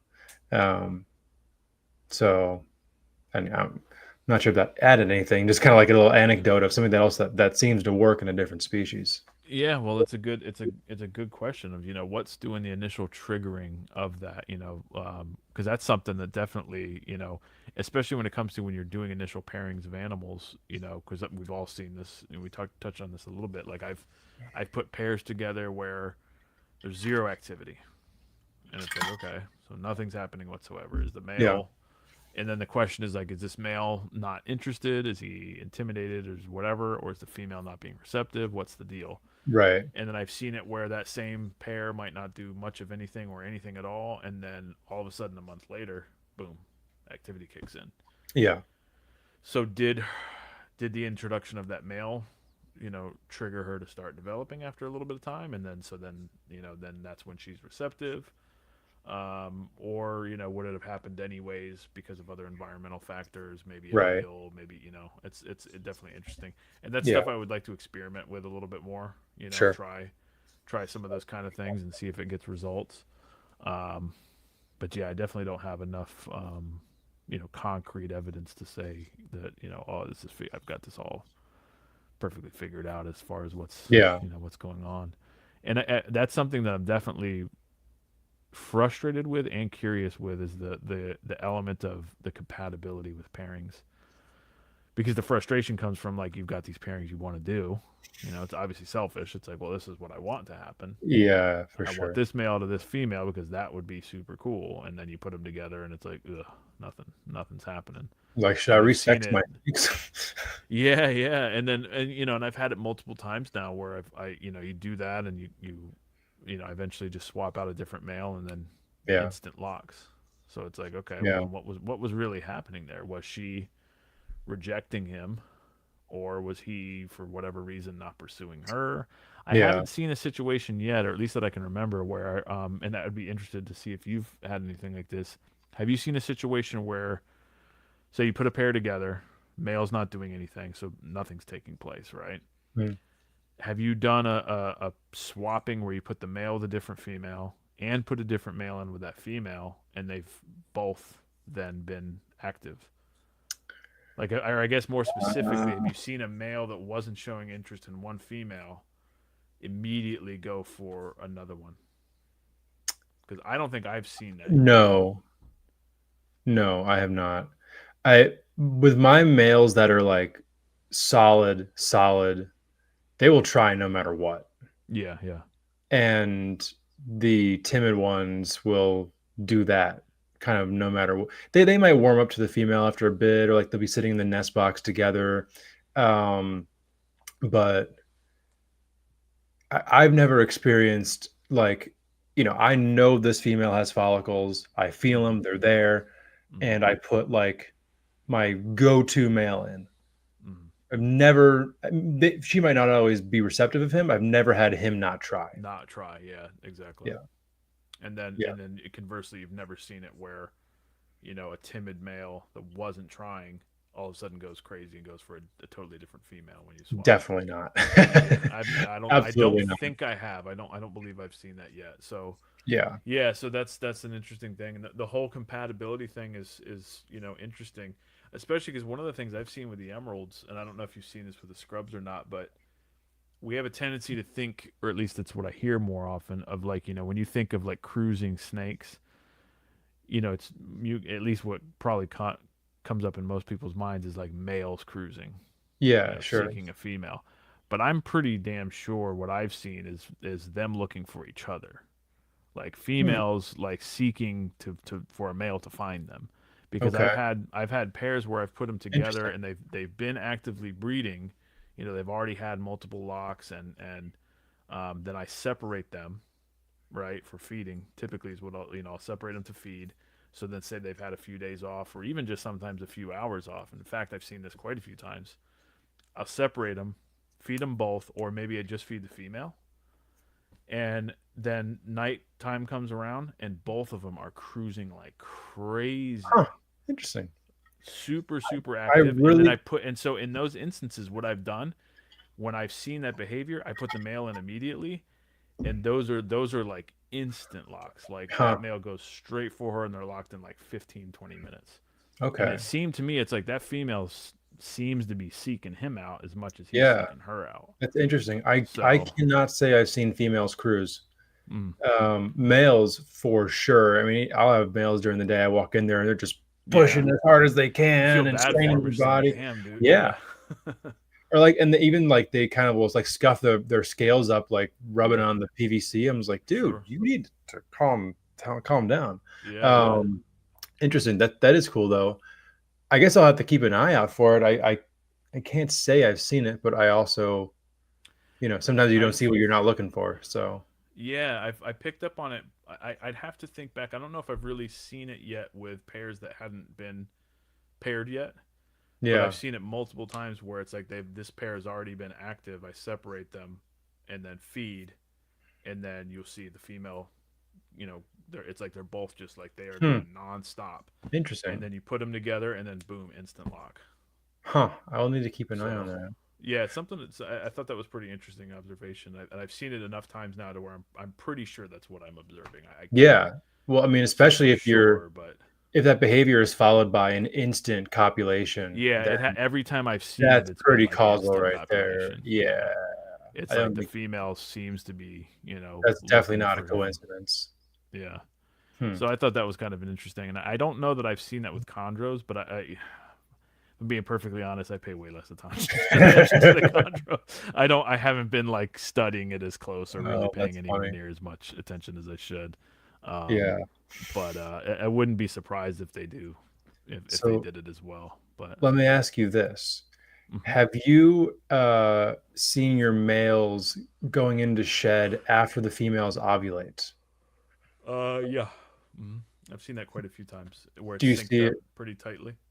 Yeah, we're like, I mean, you right around the time of ovulation. Obviously, with an emerald, it's pretty freaking obvious because they're sitting right there in front of you. Mhm. For me, with the scrubs, especially if there's a girl is really nestled down in her box while she's ovulating, and I can't really tell. I just started noticing this last year, and then I brought it up with some other people who I'm friends with who are breeding scrubs as well. I'm like, keep an eye on this. And every single one of them were like, yeah, actually, it exactly happened that way, where the male went right into shed after she ovulated. Yeah, there's something to it, and I've seen it. It hasn't been every single time, but I've seen it probably more often than not, and it's usually like within 12 to 24 hours. Oh wow, even that quickly, like huh? As far as the synchronization of the shed and the Well, the female will be peak ovulation swell, and the male sheds right within. Oh, okay. So the very, actual very shed quickly. occurring, not Mhm. just entering into blue. Yeah, I've seen both, and see that's what's interesting. So I've seen it where, especially it's been harder to track exactly what happened where I did a male to two different females, because like I did last year, I did a male. I put him to two different. I think I've tried it. Did I try it 2 years in a row? Can't remember if I tried it 2 years in a row. I did. No, I did with two different males. I tried a male with two different females. Okay. And last year, Tane is the male I put in with two different females, and they both ovulated roughly a month apart. And I can't remember if he shed in sync perfectly with one of them. He didn't. He definitely didn't do it with both of them, because that would have been pretty much like an immediate back-to-back shed. But I think he did shed. He either shed in between the two of them, or I'd have to check back my records. Okay. But other times I've seen it when it was a single pairing, and I've seen it with the chondros as well. So it does seem to be something, their shed cycles clearly seem to are tied into reproduction. Yeah, for sure. I don't have a full understanding of it, but there definitely seems to be some changes that take place there hormonally, and sure, that's something I would like to learn more about and get a better understanding of over time. Yeah. To just look for cues and know when to pair things, and definitely. So yeah, there's something to that for sure. Yeah, because I mean, obviously the pre-lay shed or post-ovulation shed for for boas, that's kind of the typical shed that everyone uses to track whatever. I don't know nearly as much about the prior shed, but if this this male thing does seem to be real, that's potentially majorly helpful for species where ovulation is not the most obvious, like chondro or an emerald or a ball python or something like that. Yeah, I could see that for sure, especially any species. I mean, with the emeralds and the chondros, it is pretty. At least I think it's usually pretty obvious to see. Absolutely, they're all over the branches and their behavior. Yeah, and especially with how that swell presses on the branch, it like really accentuates it. Yeah. And that's one thing with that too that's kind of interesting. Something I've observed with that is that I've gotten pretty good at trying to guess not only when the females are going to have when the actual peak swell is going to occur, but also I've seen it with other people's. And I usually don't comment or say anything to people because I know people get people can get touchy if you try to tell them what's going on with their if they ask you, that's one thing. Yeah, exactly. If they ask me, I'll give them their opinion. I'm the exact same way. But there's lots of stuff that I see that I'm like, and I don't want to be an ass about it, but it's like, nah, she's not yet. You're still a few weeks out, And I think what I've seen fairly distinct with the emeralds is it seems like you'll see multiple swells in the last week or so, where it used to anyways fake me out. The one time that I bred a northern, I got a full slug out at dew too. It broke my heart, but she went full term with just a fully slugged out litter. But I mean, I had marked on her tub that she was in, like ovulation question mark, like 10 freaking times. Yeah. So I'm like, swell up and seeing the thing is for a long time I was just second guessing myself big time, and I still do. But I just kept second guessing myself and attributing it to like, wow, that's just the angle she was at, and it was this, and I'm just reading it wrong. But now I've realized, like, no, they definitely have multiple swells that occur beforehand. And it's what I've generally seen is they'll have one or two, and probably if I went back and really look at all the records and try to, match what I wrote down to the video or picture I took from that day and everything and try to timestamp it, I think it's pretty close. But you'll see one or two kind of fake out swells anywhere from a week. A week to a few days before the peak swell. Yeah. And what I see is a lot of people will see that and they think that the female is ovulated. And then, and then I've seen it as well. And I think, oh, she's probably, she's ovulated. And then they'll kind of shrink back down a bit. And then the full massive, what I always usually call it, it's like that with the emeralds, they look like a fucking whale. It's like huge, crazy looking, and they're every individual female is different, so some of them look even bigger than others, but they all pretty much, when they really do that peak swell, it's pretty massive. It's pretty hard to miss. I couldn't imagine not observing that unless you're just in a situation where you're not able to see the snakes every day. If you're not really able to, like some people, that's their situation. Maybe they only get to observe them every few days. Then you could definitely miss it there. Yeah, 100%. But like that's one of the things, not to talk whatever. That's one of the things that has cracked me up about Monahan being viewed as an expert in the species. 3 hours later, he's back. He is back. Well, it's just kind of cracked me up because like he gets regarded as an expert in the species, but it's like he's constantly. I've seen him, post stuff where it's like claiming, "Oh, is this an ovulation? Is that an ovulation?" It's just like, how are you missing these, man? If you're paying as much attention as you claim you are, how are you missing this shit? Like it's so obvious when they're a peak swell. So, but anyways, when that peak swell occurs, like I've gotten to a point now. I'm trying not to second guess myself and kind of trusting my instinct of like, I think this is it, but it's actually not it. She's gonna get even bigger than that. And and I see other people do that, and I've been pretty consistent, not totally accurate with all of them, but a few people I've seen, whether I've talked to them about it or not, I've seen pictures of the swelling, and I'm just like, that's not it yet. It's still going to be a few weeks later, and a lot of times that ends up being that it wasn't it, because then, you'll see something about a post-ovulation shed, 6 or 7 weeks later or something. Yeah. It's like, that was, the peak was after that. Sure. And, so in a post-ovulation swell, post-ovulation shed is something that I've seen it really consistent with all the females so far. But I know occasionally you get it to where they don't do it at all, or it's a little, it's a little off time. So I'm sure that'll happen. I'm sure that at some point I'll have a female that doesn't do it at all, and then you'll be, it's like, well, when the fuck is she gonna go? Because I always use that as my marker. Sure. I don't go by the swell, but in a situation like that, you need to just use that whatever the high peak swell that you observed anyways is going to give you the best guess. Sure. Just to when she's going to go. Yeah. No, absolutely. So how are your females refusing food prior to their ovulation? Yep. How long before? They all have. Well, that's another interesting thing. So what I've seen is another thing that trying to pay close attention and going back and checking records. I suspect that there's a defecation that occurs roughly about 4 weeks, between 4 to 6 weeks before ovulation, before the peak swell, and Okay. that defecation is directly tied into, like, it's like when they have that defecation, they are going to immediately refuse after that point, Oh. because that's what I've seen. So they've defecated roughly, Huh. it's roughly about 4 weeks. I think I've seen it 5 or maybe 6 weeks on one of the occasions, but it's roughly right about 4 weeks. They defecate and then they immediately start refusing food, and then that peak ovulation swell ends up being timed right about 28 to 30 days from that prior that last defecation.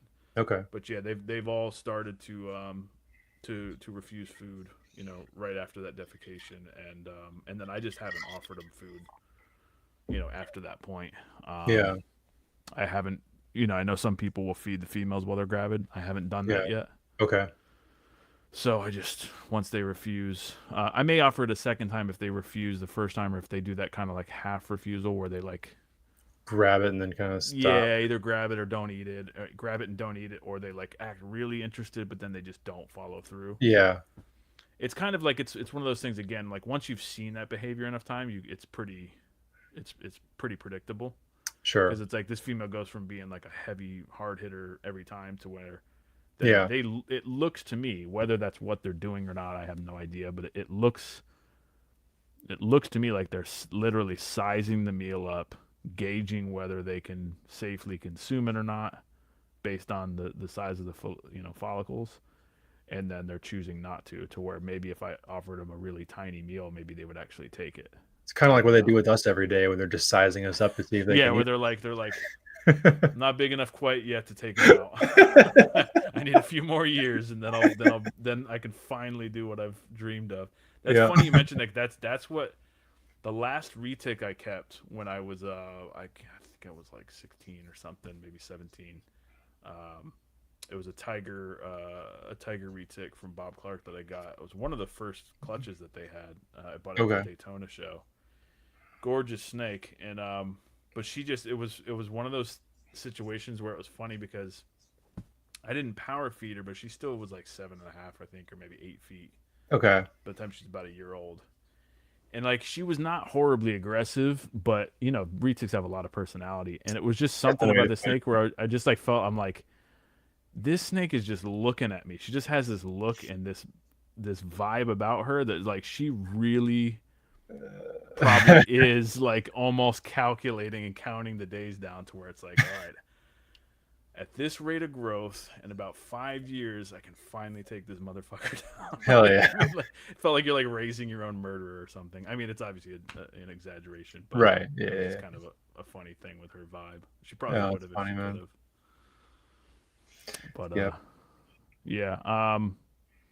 So I guess moving on to this past year, is when I had the most success so far. So I did three pairings, and all 3 pairings went, and all 3 were solid litters. So I had 12 babies from the first one. I think it was 12 and 2 slugs, or maybe 2 slugs. And then the second litter was 13, no slugs, no nothing. And then the last one was 12 live, 1 still, and either 1 slug or 2 slugs. Wow. So 37 babies? Yeah, so 37 babies That's initially. And incredible. I was overwhelmed. It was funny because I don't use traditional racks for the babies. I use like a modified plastic storage cabinet with back heat. Okay. And I set one up that, and I was like trying to predict for the year. I'm like, all right, well, if everything goes, as good as it could go, I might fill up this cabinet. But I'm like, I doubt I will, but I completely filled it. So like it can hold, the way I have it set up, it can hold 36 of the 6-quart container storage shoe boxes. And it filled up, and I'm like, holy shit, this is crazy.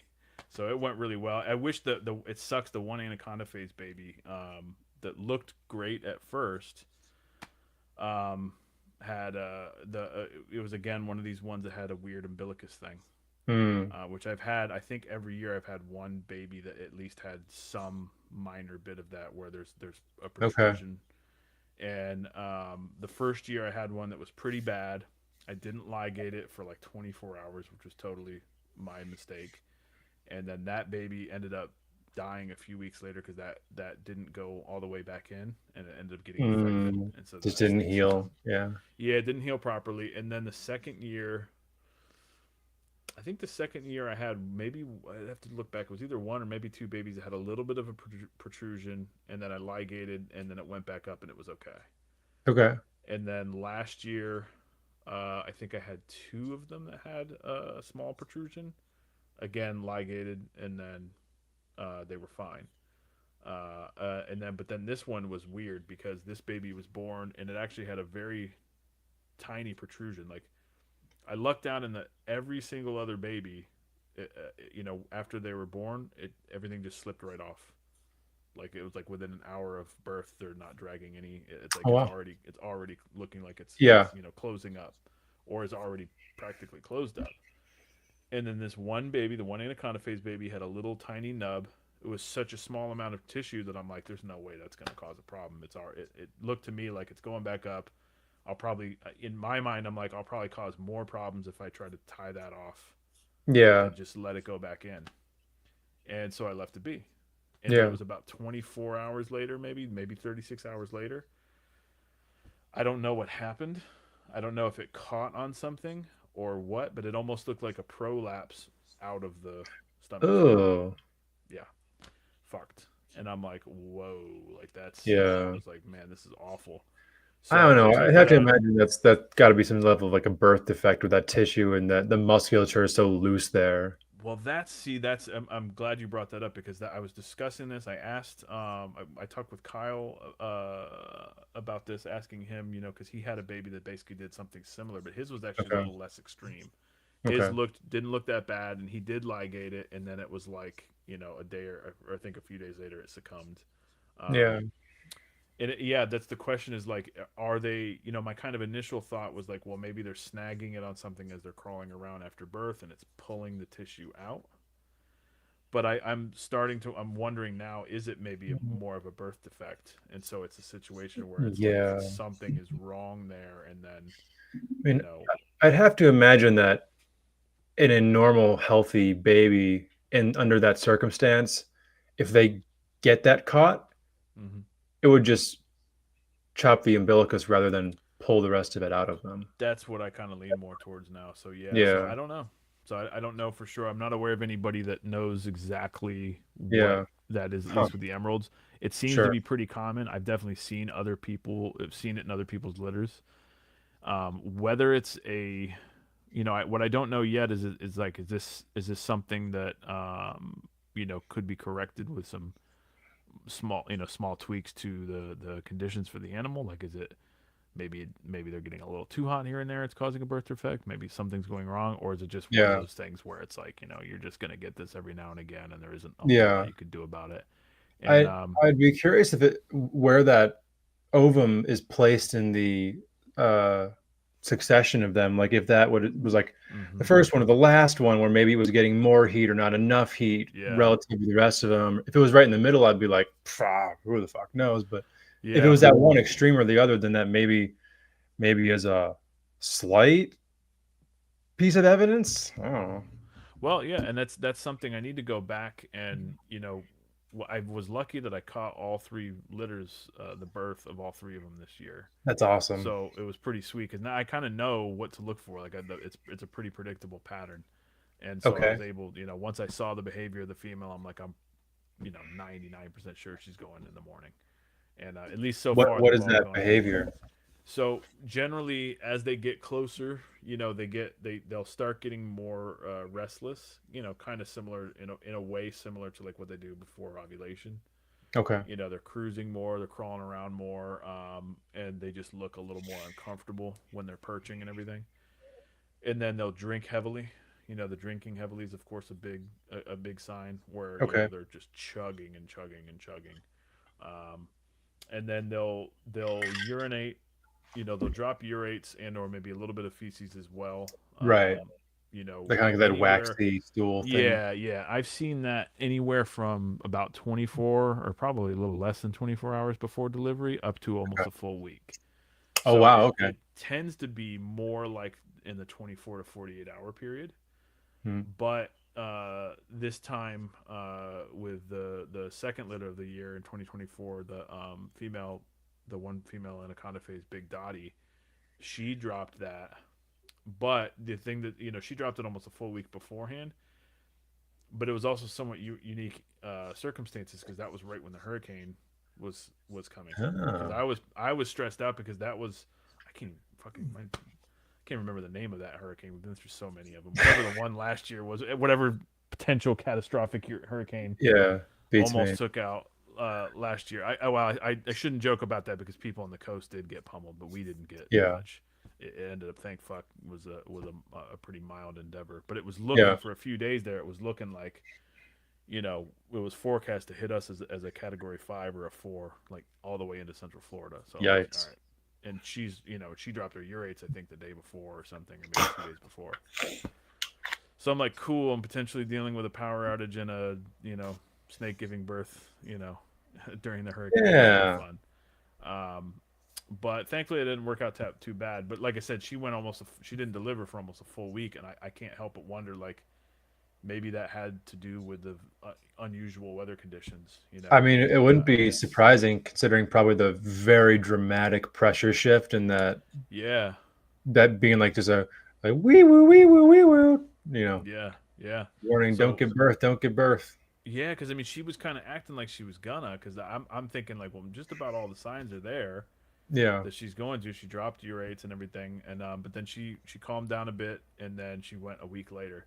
But usually what they'll do is they'll drop that waxy stool, and then I think every time or almost every time that I've observed it, they do this thing the night before, where it's like sometime either starting late in the PM or in the early AM, they get in this like almost like trance like state. And I actually had a conversation with somebody who pointed out to me that he's like, that's almost like what sea turtles will do, where it'll interesting. It's like she just looked like she's just totally in the zone, and paying zero attention to any outside stimulus, and just stiff as a board, just like a statue.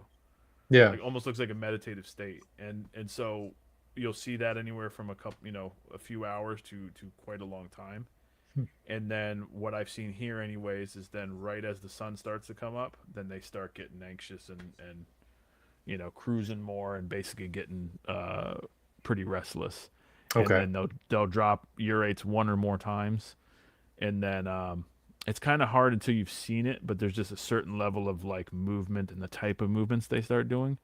You'll start seeing the kind of slow wave, you know, of body movement where they're just like, it's like contractions, I guess, are just starting. Yeah, sure.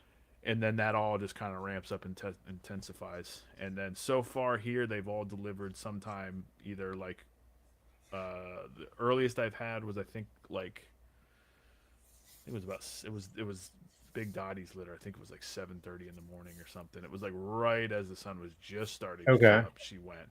But it looks to me, and again, it's probably not every single case, but I feel like, at least based on what I've seen here, what they're doing here anyways, it seems like they wait for the sun to come up. Now, whether they're waiting for the sun to come up for just because of they want a warmer temperature for the babies, I don't know. It seems like that's what they do, is they wait for the sun to start to come up, and then wouldn't be surprising. Within the next few hours.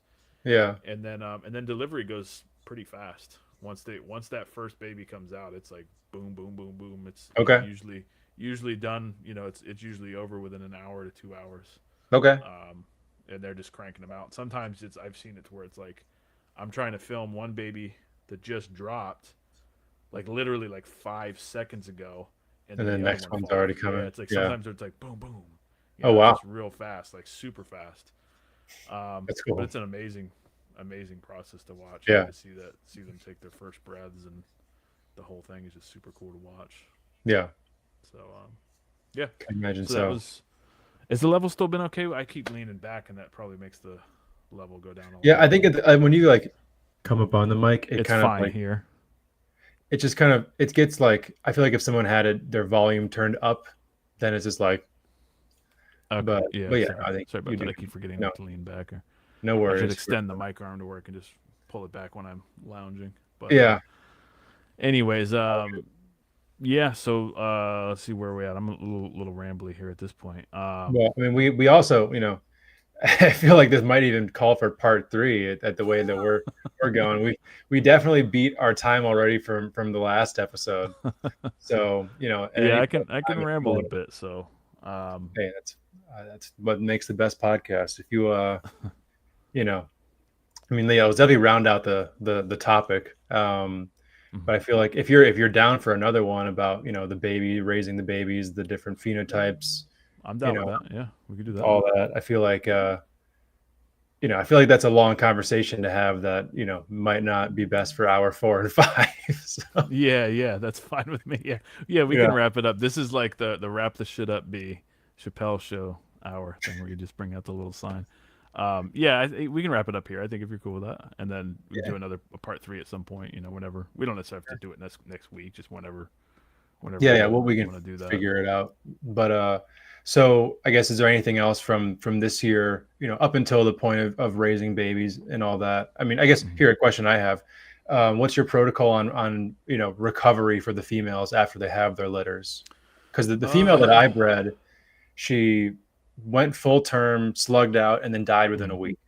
Fuck. So yeah, That does seem to happen sometimes. the whole thing was just miserable. And Yeah. like the only boas that I've bred successfully, I had a small litter of annulated boas. Only like I had 3 good babies, but still I was thrilled about it. Um, she bounced back pretty well, but an annulated Urushi at Amazon, they're such different snakes than Yeah. Caninus and Batesii. So, um, what's your protocol with getting those females back to where you want them to be after the fact? I've been lucky so far in that they've all been pretty easy to bounce back. I haven't had Okay. any females that have gone off food or anything. I know that does sometimes happen with people. And I just basically I hit them usually with a just slightly smaller meal than I normally would. I don't go Yeah. real small. I know some people kind of feel like go real easy. Yeah. But I just give them a little smaller than usual. But I actually tend to go maybe in a different direction than some people do, in that I actually will usually give them 2 back-to-back meals within a week. Okay. So once I offer them that first meal, which is usually within a few days of them delivering, sometimes it'll just be the next day. Um, I usually just offer them that first meal, which is typically either a small rat or a medium rat, depending on the size of the female. Okay. And then anywhere from 5 to 7 days or so, I'll give her another one, and Okay. then I'll usually wait another week or two, and then hit her with one more meal. And Okay. again, just an average size. I don't do anything real huge. And Yeah. then what I've seen pretty much every time is they'll take 2 to 3 meals and then immediately go into shed. And Yeah. then they'll shed. That shed cycle is typically pretty long. If I remember correctly, it's usually been longer than the kind of more like a post ovulation shed, where it seems to take a little longer than a non directly reproductive cycle tied Okay. shed cycle will, a few days longer or something. And then they just are kind of back to rocking and rolling, and that's been it. So it's been really, thankfully, surprisingly easy. I think I've been lucky Cool. with that. I'm sure at some point I'll end up dealing with a female that's a nightmare and goes off feed or Well, just doesn't recover. I definitely have heard plenty of those. I feel like that bounce back process though has so much to do with the gestation as well. Like if the I gestation was suspect so. good, Yeah. Mm-hmm. then because I bet with my female everything was wrong to the point where she wasn't fertilized, yada yada, to where like Mm-hmm. now she's really in rough shape. Where if Yeah. everything was great, delivered a healthy litter, that female's probably like biologically speaking right in that process to beef right back up and get ready for her next litter in 2 years. So Yeah. And I can't help but wonder if part of the reason that I've it's been easy for me too is because I don't feed them while they're gravid. So it's like they're ready, because Sure. I mean, by the time, especially like the 2 females that went 166 days post ovulation shed for delivery, I mean, you're looking at almost 8 months of no food and Yeah. developing babies. So like they're Mm. ready to eat. They're definitely ready to eat by that point. Are Um, so I guess to kind of expand on this a little bit and ask another question, how long do you leave your babies in the enclosure with mom? Or you just like pull them right away, get them out? Uh, well, it depends on what the situation is. So like if I can see clearly that she's past everything and there's nothing that she's Mm. there's nothing left. Because what ends up faking me out almost every time is they'll they'll deliver the babies and then there's like some post birth material and urates maybe or something else at the Uh, end that it seems like it takes her a while to get out, and it kind of okay. looks like, well, maybe that's a baby, maybe it's a slug. I don't really know. And so I Yeah. usually try to wait until she's pushed everything out and is Okay. showing me, as a general rule, I just try to wait until she's not showing me any signs of trying to push anything out anymore. Okay. And then I'll try to pull her and then take the babies out. So that's Okay. usually fairly quick. Like I said, Sure. on average, I would say about 2 hours from start of delivery to where I'm Okay. taking the female out. But there's been a few times where it's been more like 4 or 5 hours before Okay. I end up pulling her and then pull the babies. Okay. It's kind of when they're all in there, it looks so cool. It's like you almost don't want to pull them out. You know what I mean? It's like this Yeah. is such a cool thing to just observe their behavior. And at some point, I would definitely would like to try setting them up in such a way where you have like a larger enclosure and a taller enclosure and Yeah. just kind of let them go and watch what they do. You know what I mean? Yeah. Watch what they do over the course of at least a day. Yeah. Um, Sure. I think with enough space that would be safe to do, but in a smaller enclosure, I'm always a little hesitant to have too many babies in too small of a space because again, Yeah. that's just from what I observed at working at the wholesaler back in the day where you can see some cannibalism and accidents happen that way. Mm. Yeah. No, that makes sense. I would just be curious, from her feeding response, like Hmm. if the absence of the babies would be something that would click in her mind, it's time to go. Oh yeah, yeah, yeah. Hmm. That'd be interesting because I think if I'm remembering properly, back over the summer, I had a friend down here, Paul Duran, who maternally incubated scrub pythons, Hmm. and just noticed I mean, countless behaviors that were just like extraordinary. Yeah, Um, within like basically just a bunch of maternal behaviors from this snake. yeah. One in particular that he said that we kind of put two and two together on what it might be live was when they started hatching. He had a camera in the in the nest, Hmm. and the babies would like come out a little bit, and then the mom would take her tail and like whack them, and they would go back in the egg. Interesting. And she did this for a couple days, and I then remember this episode now. Yeah, yeah, I and then remember she this. let and Okay. then she let them exit. And at the time, I'm like, well, I've never maternally incubated, but I've artificially incubated a lot, and like these things will stay in the egg sometimes for multiple days Yeah, after they pip.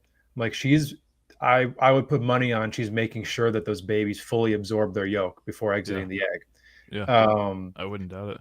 which is just like that's just like a stunning marvel of nature. I mean, talk about intelligence in reptile form. If that's not it, I don't know what is. Yeah, So that makes me wonder because, like, I breed the rattlesnakes, and they're probably the most maternal of all the snakes.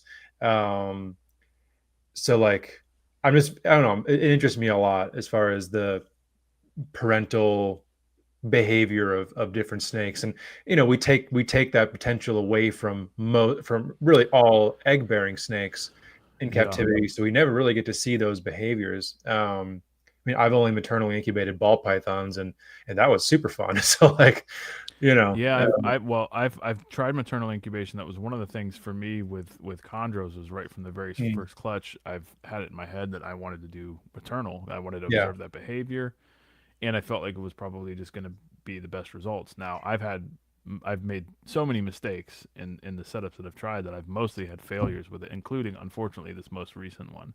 mm, I had a roo female that was maternally incubating a clutch, and I just took her off last night because I noticed she wasn't laying on them right, and it looks like all the eggs are crashed out. oh, yeah, But I think in this, what I've done wrong, I did have success one year with it, And I would have had, I believe, the last 2 seasons had the female laid fertile eggs that she would have done. She would have, taken them all the way to hatching. Yeah. I think the fatal flaw that I've done in the past, and I think this time again here, is that I've had it in my head, and this is an example of one of those things of like, for keepers out there, like try not to get too fixated on making something work when it's not.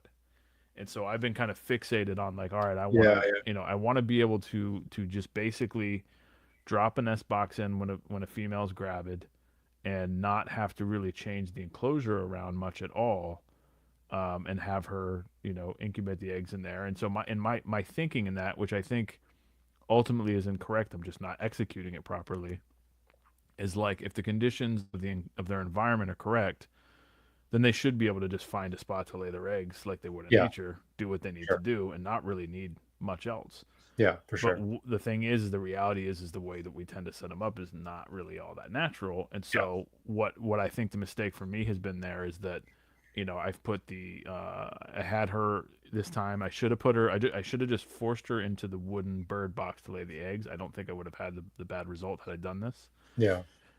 But I had her in a plastic cambro with sphagnum moss, and built up pretty deep. She had, decided to she didn't seem super comfortable the night she was due to lay her clutch. She was still being too rambunctious for my likings, and I'm like, I think she's gonna, I don't want her to, drop them on the floor or drop them in the water bowl or anything like this. Let me just put her, some people do that. They'll just basically lock them into the nest box. Yeah. So I put her into the one. She had 2 options to choose from. She had a like tall, about a foot tall cylinder, clear cambro tub. Okay. Filled with moss, dry moss, and then she had the bird box filled with dry moss. But she didn't really go. Whereas the Biak females I've tried, they seem to instantly gravitate towards the bird box and felt comfortable and stayed there the whole time. Okay. She spent very little time in there. She seemed to kind of check it out, and then I never found her spending any significant time leading up to it. Okay. Because they run test runs. They'll do like kind of like a. It's interesting to watch. They'll basically do like a test beehive in the days leading up. Do the scrubs do the same thing? Do they do that? Like kind of. The Bolin's pythons definitely do it. Scrubs will kind of do the fake out, but what I've found is that the big sign that is coming is that they'll, they sit in a normal coil with their head in the middle. They'll reverse it. Mm-hmm. And then and once they hit that reverse coil, it's like within like 12 hours, the clutch is coming. But not quite as much. Not so much of that kind of trial run. Yeah, not nearly like what you would see with a Bolin's or a Chondro. Okay. So this girl she was basically she spent the most time in this cambro tub. So I felt like, all right, that's what she's most comfortable in. Let me put her in there. Yeah. But the mistake was that she's in a tub with a rack with back heat. And then, back heat from the tub, the plastic cambro tub for the nest box is up on the cooler end, away from the heat. And I did that. I originally wanted to just have her go completely ambient, but at this time of year, that room is getting down into the low 70s. Yeah, that's gonna be So I thought, okay, well, she should hopefully be okay. The back heat's not real. It's fairly gentle. It should raise it up enough. It was ambient was still getting into the high 70s, at night, and about 79 during the day. And I thought it would be fine. But then as soon as we experienced a couple of these fluctuating weeks of where it's dropping down lower, then condensation started building up because of the difference. And then the fucking moss wicks that up, and I shouldn't have made that mistake, and it's totally my fault, I think. And so those eggs, I think, are all done. Oh, shit. But, yeah, you live and you learn through it. But it's an example. Like I said, I've just been fixated on doing it that way, and that was going to work. And I have to just accept the fact that that's not going to work that way, the way I've been trying to do it. So, in the future, I'm still going to keep beating my head against the maternal incubation wall, because I don't think it really is that hard to do if you approach it the way somebody like what Vin's doing. Yeah, I think having an ambient, I think having the external heaters is bad in most cases. Is going to cause problems with that because of the instability in temperature, and then again you might create a situation where you're coming into condensation in the box. But anyways, yeah. And as far as the maternal behavior from the female emeralds, most of what I've seen seems to be just they get annoyed by the babies, to be honest.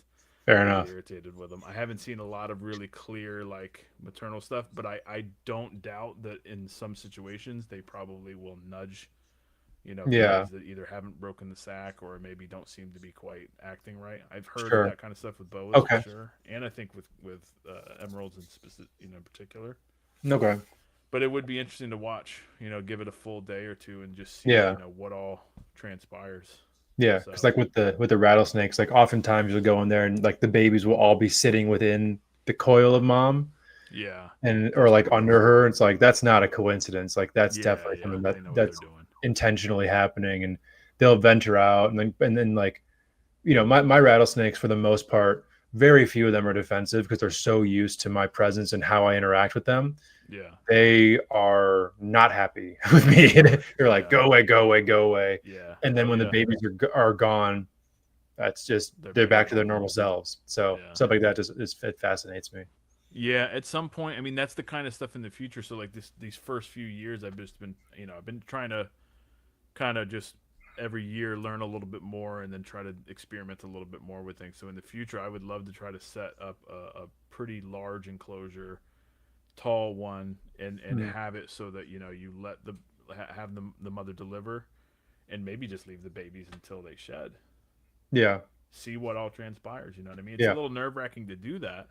And I think a lot of people are nervous to try that because obviously, it's the potential. You don't know what's going to happen, and it would suck Right. if you have a major accident. But it would definitely be, interesting to observe.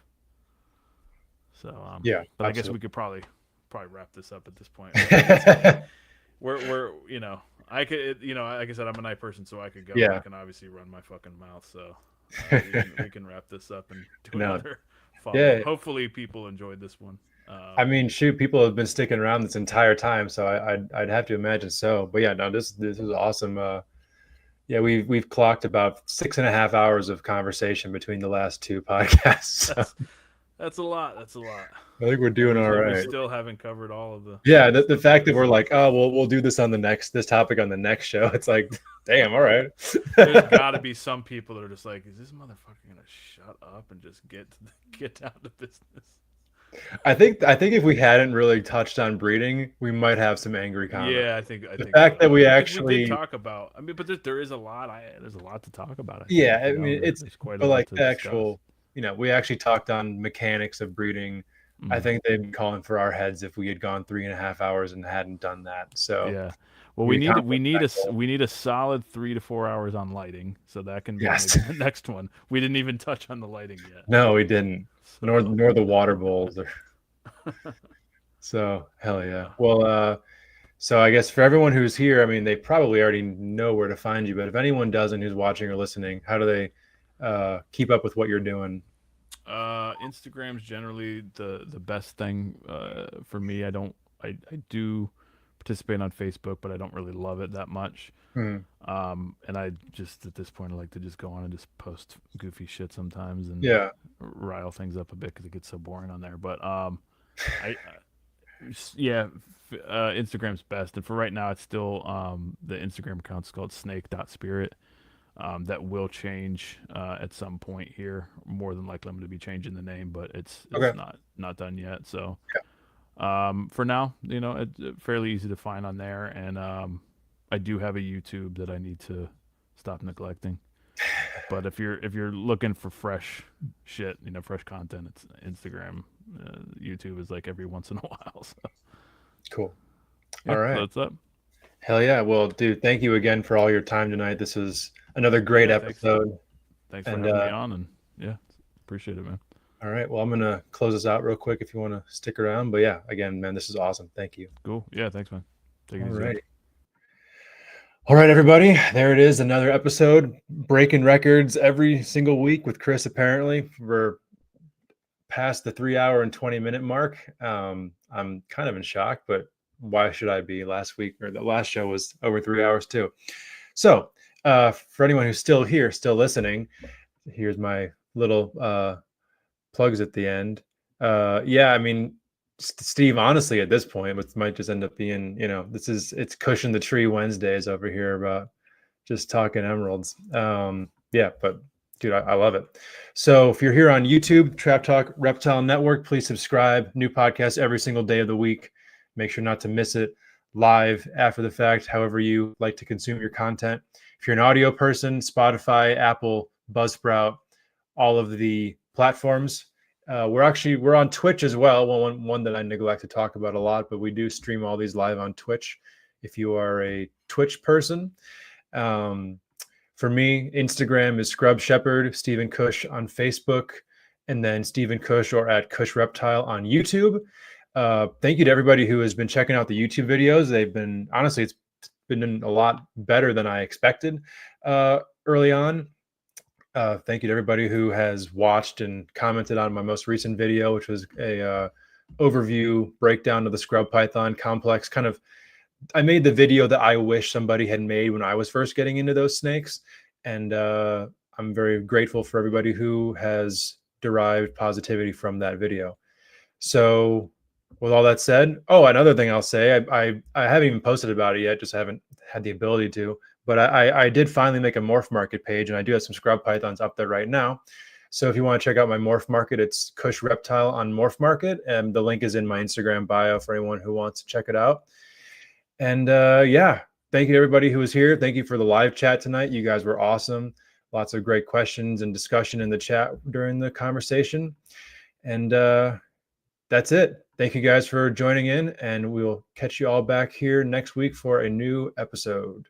Shout out to US ARC and all US ARC members. If you don't know what US ARC is, don't be ashamed. Just go ahead and click the third link in the description below. See what US ARC is all about, okay? You never know when legislations are going to hit your backyard, so that's why it's very important to consider becoming a US ARC member today. These numbers really do matter, and they look at it for consideration when it comes to battling legislation. So first and foremost, thank you, Phil Goss. Thank you to anybody out there who partners up and volunteers with US ARC organization. Thank you for anyone out there who's a US ARC member. And if you can't become a US ARC member today, please talk about it on your platforms. Let your neighbors know, let all your pet stores know what US ARC is here for, and it's here to fight for our animal rights. Thank you to every US ARC member and US ARC supporter out there. Choo!